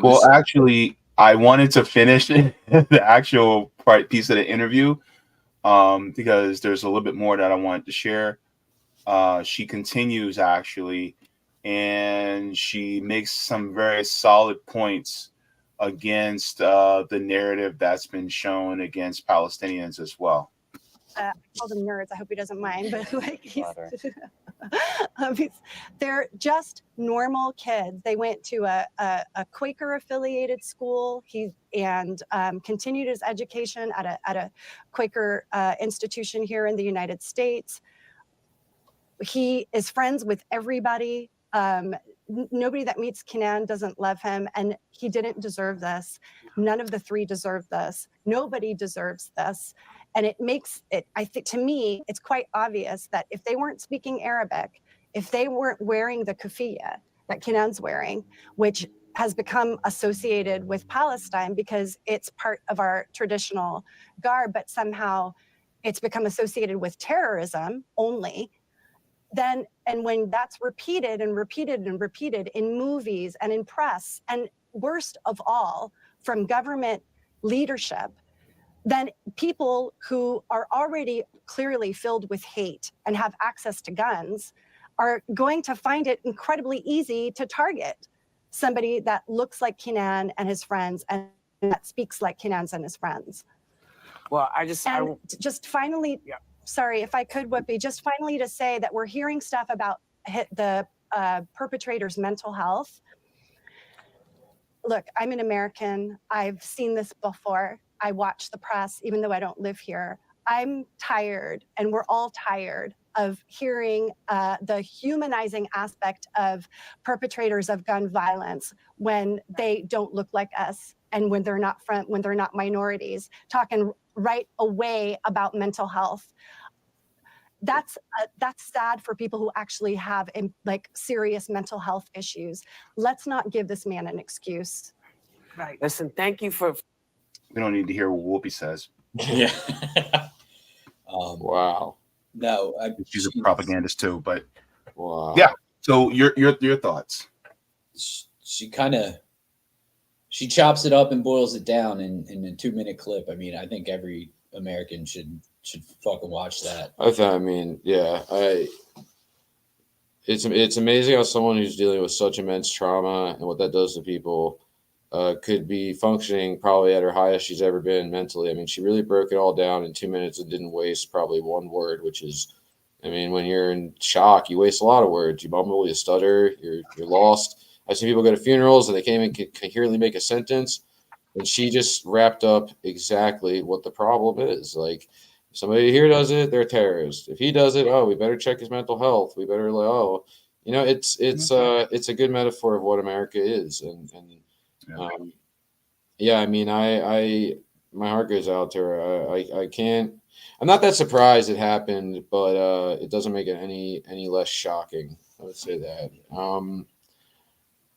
Yeah, I mean, I thought that was really, really powerful. I'm glad you shared that with me because I saw the article when it came out. I remember telling my wife about it right away and saying, I think this is going to become a thing. I'm very scared for my Muslim friends. I have quite a few, and I'm scared for them. But this is exactly why I want to make this video. Is I'm okay with taking the trauma. I'll watch 10 million hours of this kind of footage if there's even a small chance that it could shatter or put a crack in this armor that Israel has of every media machine behind them. I believe that Right Brain has proven that we can get a room full of people in fucking Nashville, mostly white, to cheer for a movie called Death to America, by the way, in which it was designed, and it was designed exactly that way to have that effect. It doesn't matter. A movie should be judged or a piece of work by if it achieves what it sets out to, not by how well the camera angle was. And I'm going to guarantee that if this video gets spread around, it will achieve what it's meant to do. And I don't care if it takes years off my life, hair off my head. I'll take it. I'll take the trauma. I'll take the years. If they come after me, I'll take the reputation destruct. I don't fucking give a shit about any of it. I don't care. I'm numb to it. I will be not happy to watch the footage, but I'll be happy to do my part. And this is my part. And I'm a Jew, so it's even better. They can come with the anti-Semite claims, but we are going to expose them. We're going to do, and the reason I think it'll work is because nobody is going to go through all this footage. It took me 3 hours just to scroll down this Instagram feed. And I'm going to go through every fucking video, and I'm going to pull every fucking clip, and I'm going to prove without a shadow of a doubt that Israel's the oppressor, that Israel has caused this, that Israel's an apartheid state committing genocide, and it'll be able to show any human who even has that little bit of flicker left in them, even if they're a little bit lost, they're going to see the light, and they're going to remember they're human and say, no, I knew this felt a little wrong, but I was kind of going with it. This is genocide. And I think if enough people can wake up, because we need more numbers, we, the left, we, people who've been talking about Palestine for years don't need to be convinced. This video is not for those people. One thing Cal taught me is you have to have, and her organization is targeted. I have one targeted goal, which is to wake up people who have completely been zombified by strong emotional charges that are purposely used to hit your receptors, dead babies, rape, to completely shut you away and change the conversation away from how this started. And I'm going to reopen those wounds of Palestine, and you're going to see the blood, and you're going to wake up, and you're going to be a moment of like, wow, I almost for a second went along with genocide. And if I fail, I fail, but I will watch this footage. So it's going to take a little bit of time, but look, people who are members, we're still running a full schedule. We're just not promoting it as much because it just doesn't feel right. Sure, I love when the business makes money so I can make more content, but there's more important things, and there's nothing more important than this. And I would never in a million years monetize anything like this.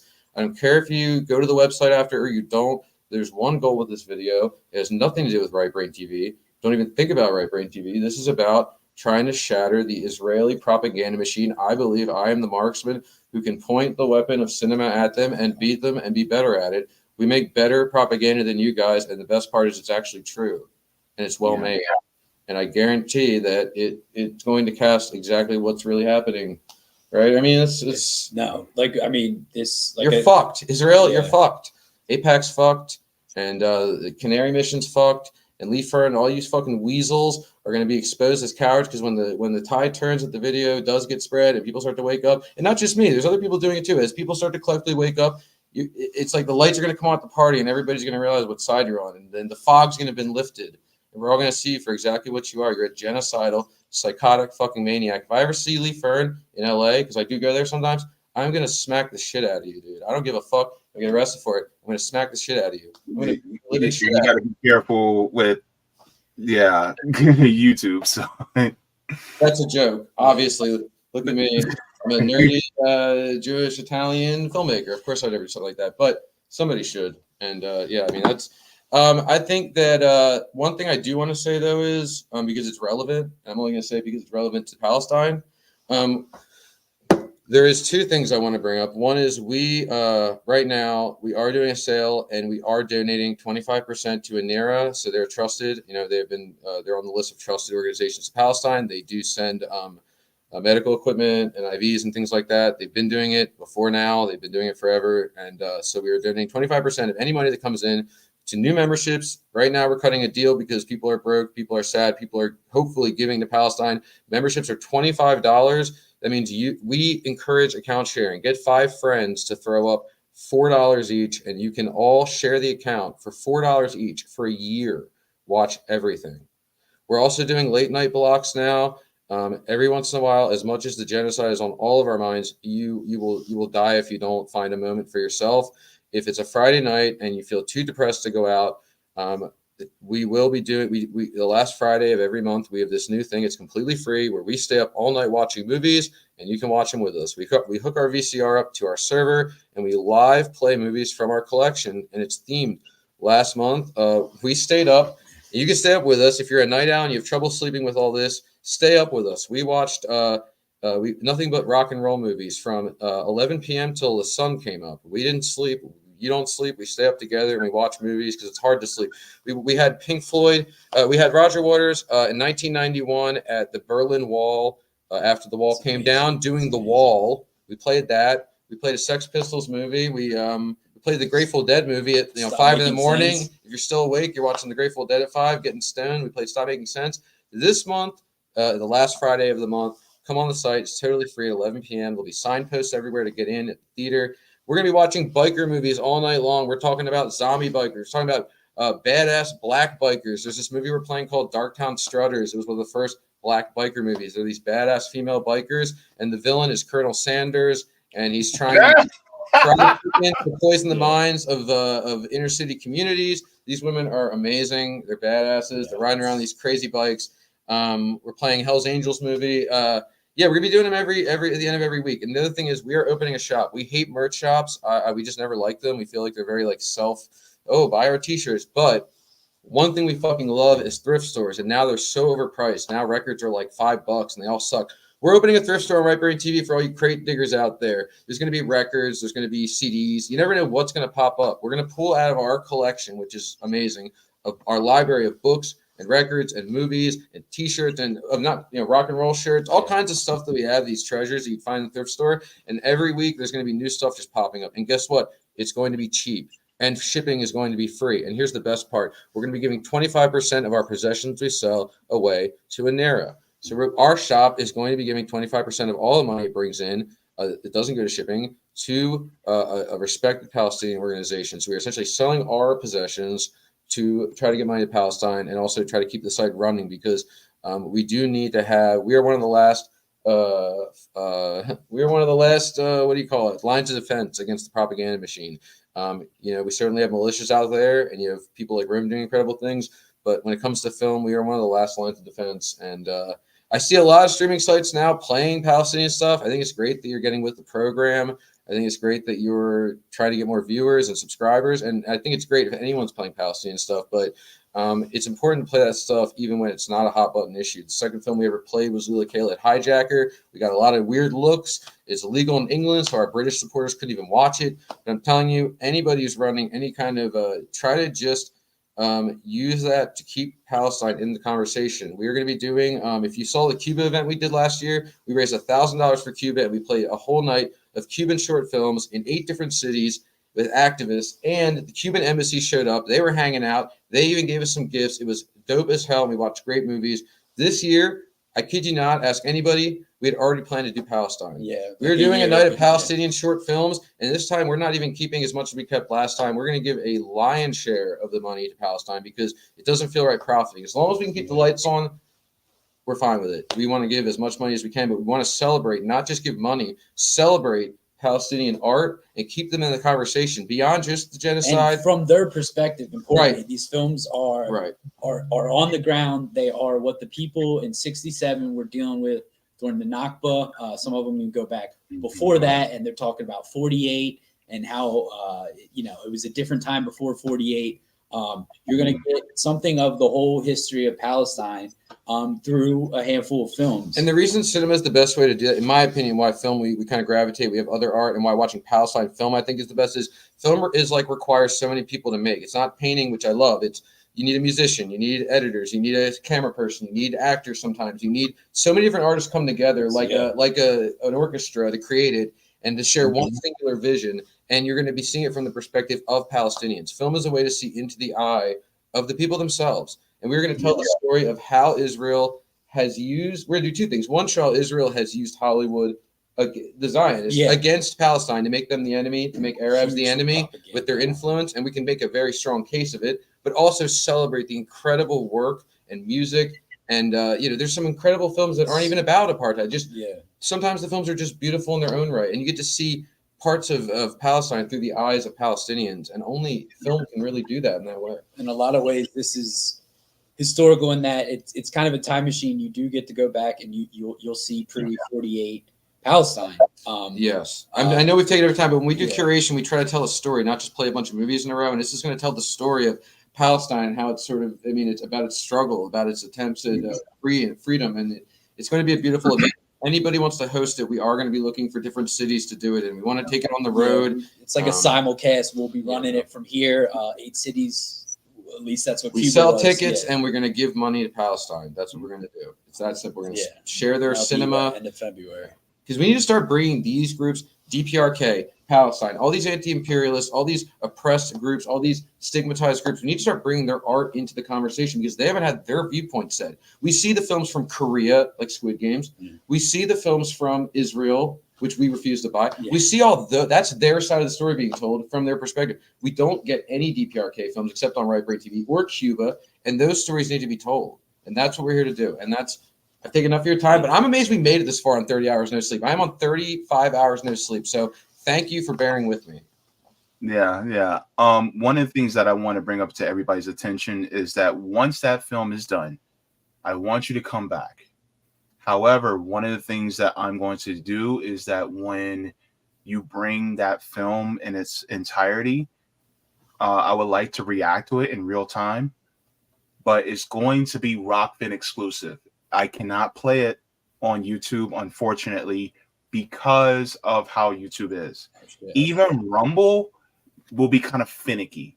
So I'm going to have to make it Rockfin exclusive just so that I don't get, flagged by YouTube. Yeah, we can't have you lose your voice on this video. This video needs to get out there, but not to lose one of the, in my opinion, the most powerful voices we have on the side of good, and also to lose your livelihood, which will make you unable to continue doing the great work that you do. You need to be able to live, you need to be able to do this and keep it going. So that would not be a benefit to anyone. So I think that's very smart.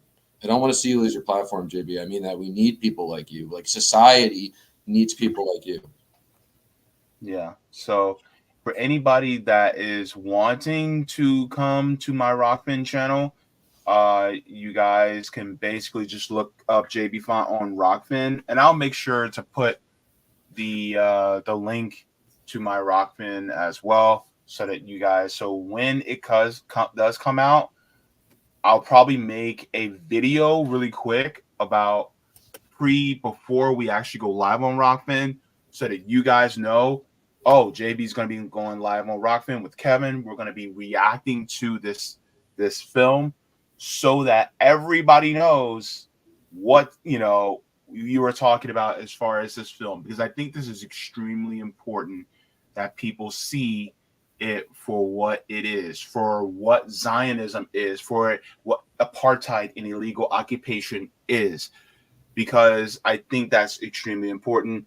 And so just keep an eye out if you guys have not subscribed, if you guys have not, so you guys can get that community note whenever I do put it out, so that you guys see, hey, JB's going live at this time on Rockfin, so you guys can tune in to see that. So just be subscribed so that you guys are aware of that. And also, if you guys do not follow me or Right Brain on Twitter, you can also follow me and Right Brain also on Instagram.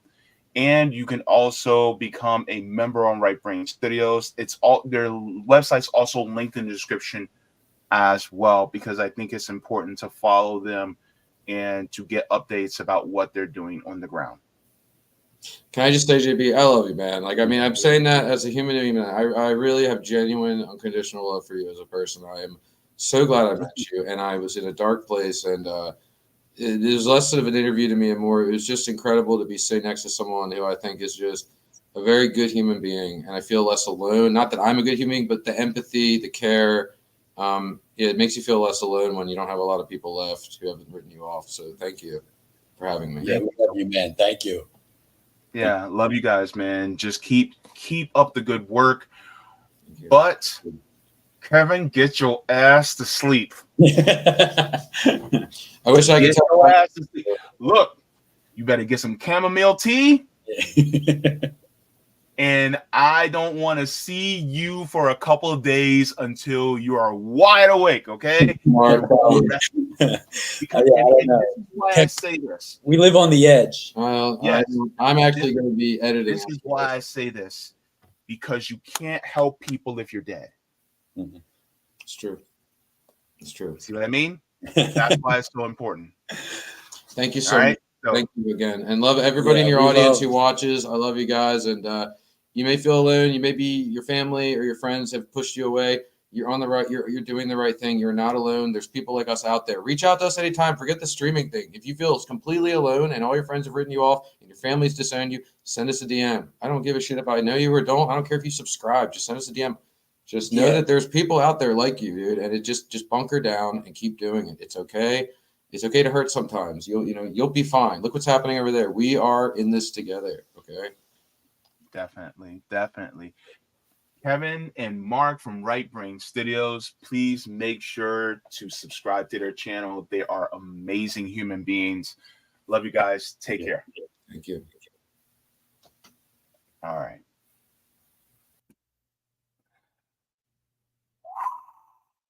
Man, these conversations are always the best. So thank you so very much, everybody, for sticking around. If you guys have not already, please make sure to give the stream a quick like if you have not already. One of the things that I also wanted to do was also just let you guys know, of course, the link to Right Brain is also still in the description as well. One of the things that I wanted to do also was to let you guys know we're also doing a fundraiser for the RBN Orlando chapter. So if you guys would like to, you guys can donate via Cash App at $Orlando RBN.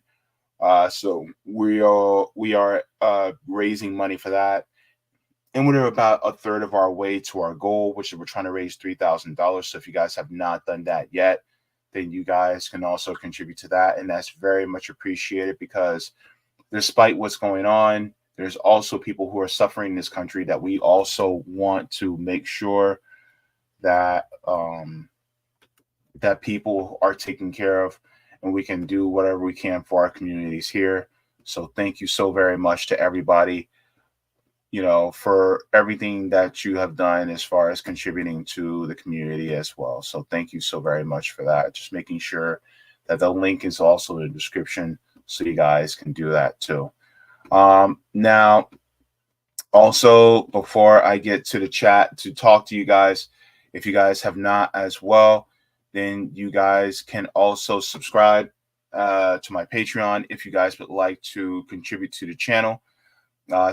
Thank you so much to patrons on Patreon, as well as Coffee, and people that send me any type of aid through PayPal. So thank you so very much to everyone.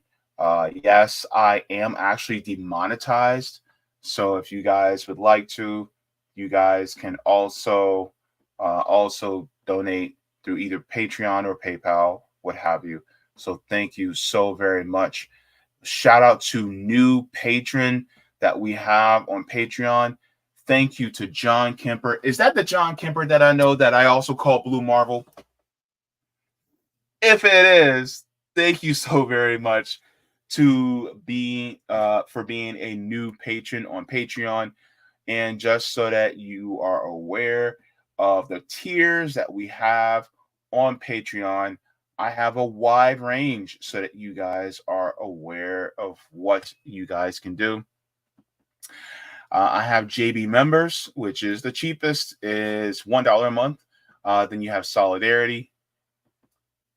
Then you also have Comrade, Jaybefaunters, Super Jaybefaunters, Super Duper Jaybefaunters, and Mega Jaybefaunters. So any one of those tiers is appreciated. Thank you so very much for becoming a patron on Patreon as well. Now, really quick. So, going to go over the chat, but I'm going to start off on the Rockfin side because I want to make sure that I get the Rockfin, because I did not get it last time because I messed up and I ended the show before I got to the Rockfin chat. Shout out to you, Roger Meadows, and my apologies for that again. But we're going to go into Rockfin, and we're going to go into that. Thank you so very much, Dave Burt. Thank you very much for the tip on Rockfin as well. He says Israel equals full fascist. Also interject fascist. Any resistance is justified to that. You've been speaking a lot, Dave Burt. Yeah. He said Abby Martin was right the other day. What she said, the West Bank program stuff is so bad. Just going over a few. I'm using the term fascist very specifically and precisely here, talking about Congress. Yes, so they do a lot. So American interest narrowly defined, also mostly their own money. What JB said about those American polls. Thank you so very much for all that. Thank you so very much, and good to see you in the chat, Dave Burt. Also, just to go in, I saw this by Desert Mantis. Desert Mantis, you're the gift that keeps on giving, says, I buy Palestinian soap from a Palestinian co-op. Of course, it's made from olive oil. Desert Mantis, God, I wish.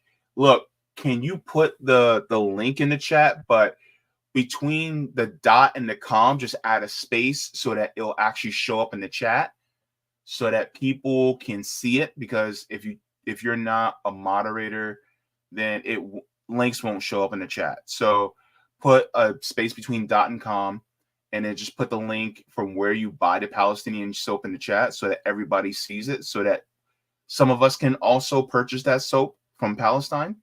That will be very much welcomed, because I try to advertise any business that is pro-Palestinian to share that in the chat as well. So thank you so very much for all that. You guys have been talking a lot in the chat, and I see that from all of you, and I deeply appreciate you guys, because you guys are brilliant.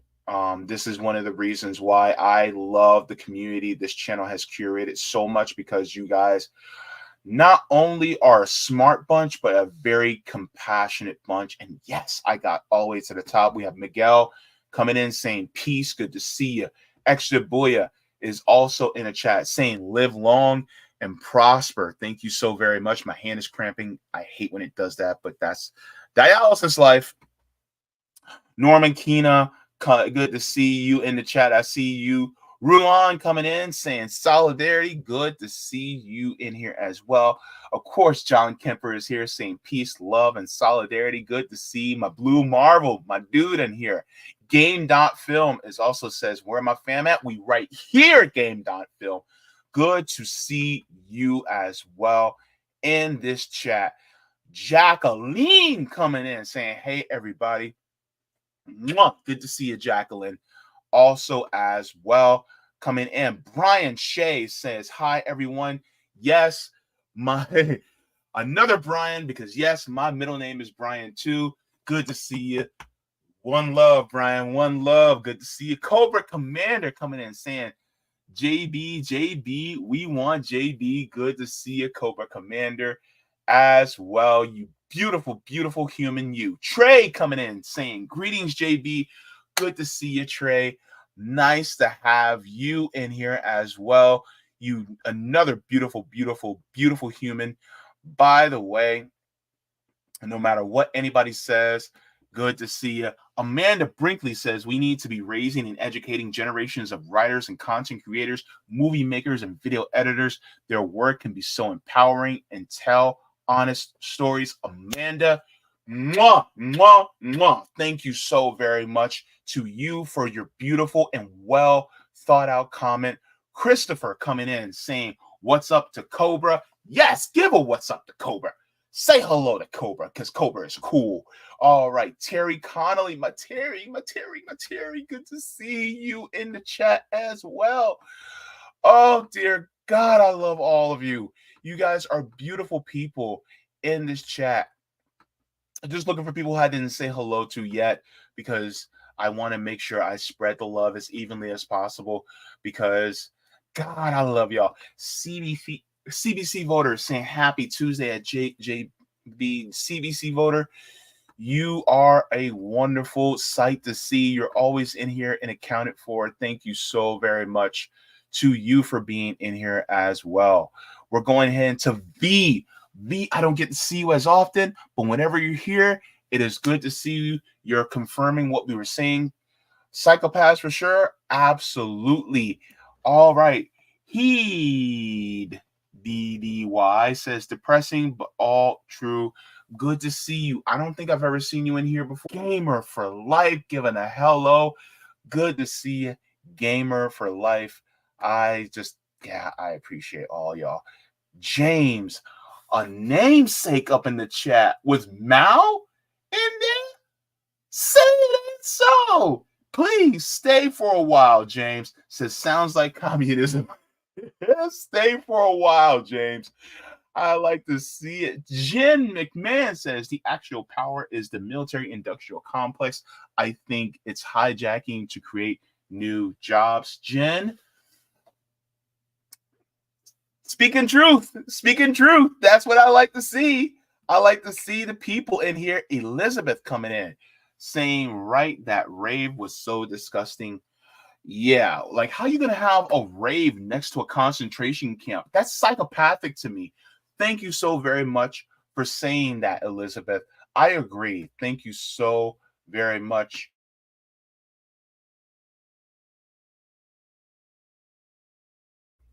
Oh man, you guys are wonderful. And let me see if there are a couple more that I can say hello to. Creative experiments coming in. Yeah, says record the trail of tears. Thank you so very much to you, Creative Experiments, for coming in. And Jenna Kobe coming in. Please, thank you so much, Jenna. You are such a beautiful human being. I love seeing you in the chat as well. God, if I can give you guys a huge hug, I just would, just would. And my homie, part of the RBN Mutual Aid in Orlando, Katie Lewis is in the chat. My brother from another mother. Next time I see you, I'm giving you a hug that's going to last more than 20 seconds. No homo. I am. Next time I see you, you're getting a big old hug from me, bro. Definitely. It's all love. And so thank you so very much to all of you for being in the chat. And thank you so very much for joining. Yes. No, I'm still alive. I'm still here.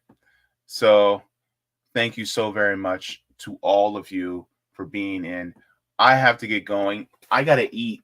And also, I promised Sabby that I would be in on her stream. And I think she's streaming now. So she's about to begin. So I'll be watching along with all of you guys. Please make sure all of y'all that are watching right now, go ahead and go over to Sabby. But I just want to thank you guys so much for tuning in to this, because I think it's deeply important that we watch these streams and get into our mind that not only does our voice matter, but if we're artists, whether it's in written form, whether we do streams like this, whether we do whether we make cinema and we can use it in order to speak out, even in our own way. If you're a comedian, clown on Zionism, clown on the empire, use your art as a comedian, as a comic, to even shed light on this. Use that, right? I think that's important. Use whatever you can to speak out, to use your humanity in order to uplift everybody, right? Show your compassion through your art. I think that's deeply important, all right? Because you can do it. Because you're a human being just like me. And you have a heart. So, thank you so very much. I think RBN's also live too. Or I think they're going live at 8 because they're going to be having it on Ajimo Baraka. So that'll be also really good too. So thank you very much for reminding me, KD. So look, like I always say to everybody, water your plants, water yourselves, leave the world better than you found it. Smoke them if you got them. Drink them if you got them. If you ain't got them, then watch something funny or watch something inspiring, because joy is revolutionary. Also, I found this. Hey, look at that. I found that sticker. That came from me from Burning Books. If you guys want a good bookstore, go to burningbooks.com. This is how I got Asada Shakur's autobiography, And Laziness Does Not Exist. I got Blood in My Eye by George Jackson. Burning Books, they will send stuff like this. They are awesome. Anywho, so yes. Actually, you know what? I'm going to close out with another video because I think that's important. This video I saw a couple days ago. And so to anybody that says that, oh, well, if you go to Palestine, they're going to cut your head off, blah, blah, blah. All that BS. That was just proven wrong by a bunch of people. So, look, leave the world better than you found it. Mwah. Forehead kisses to every single one of you. I want to thank you guys for tuning in. Have a wonderful evening. And go get something to eat. Kevin, go get some sleep now. I'm watching you. Get some rest. All right? All in love, bro. Take care, everybody. Have a great night.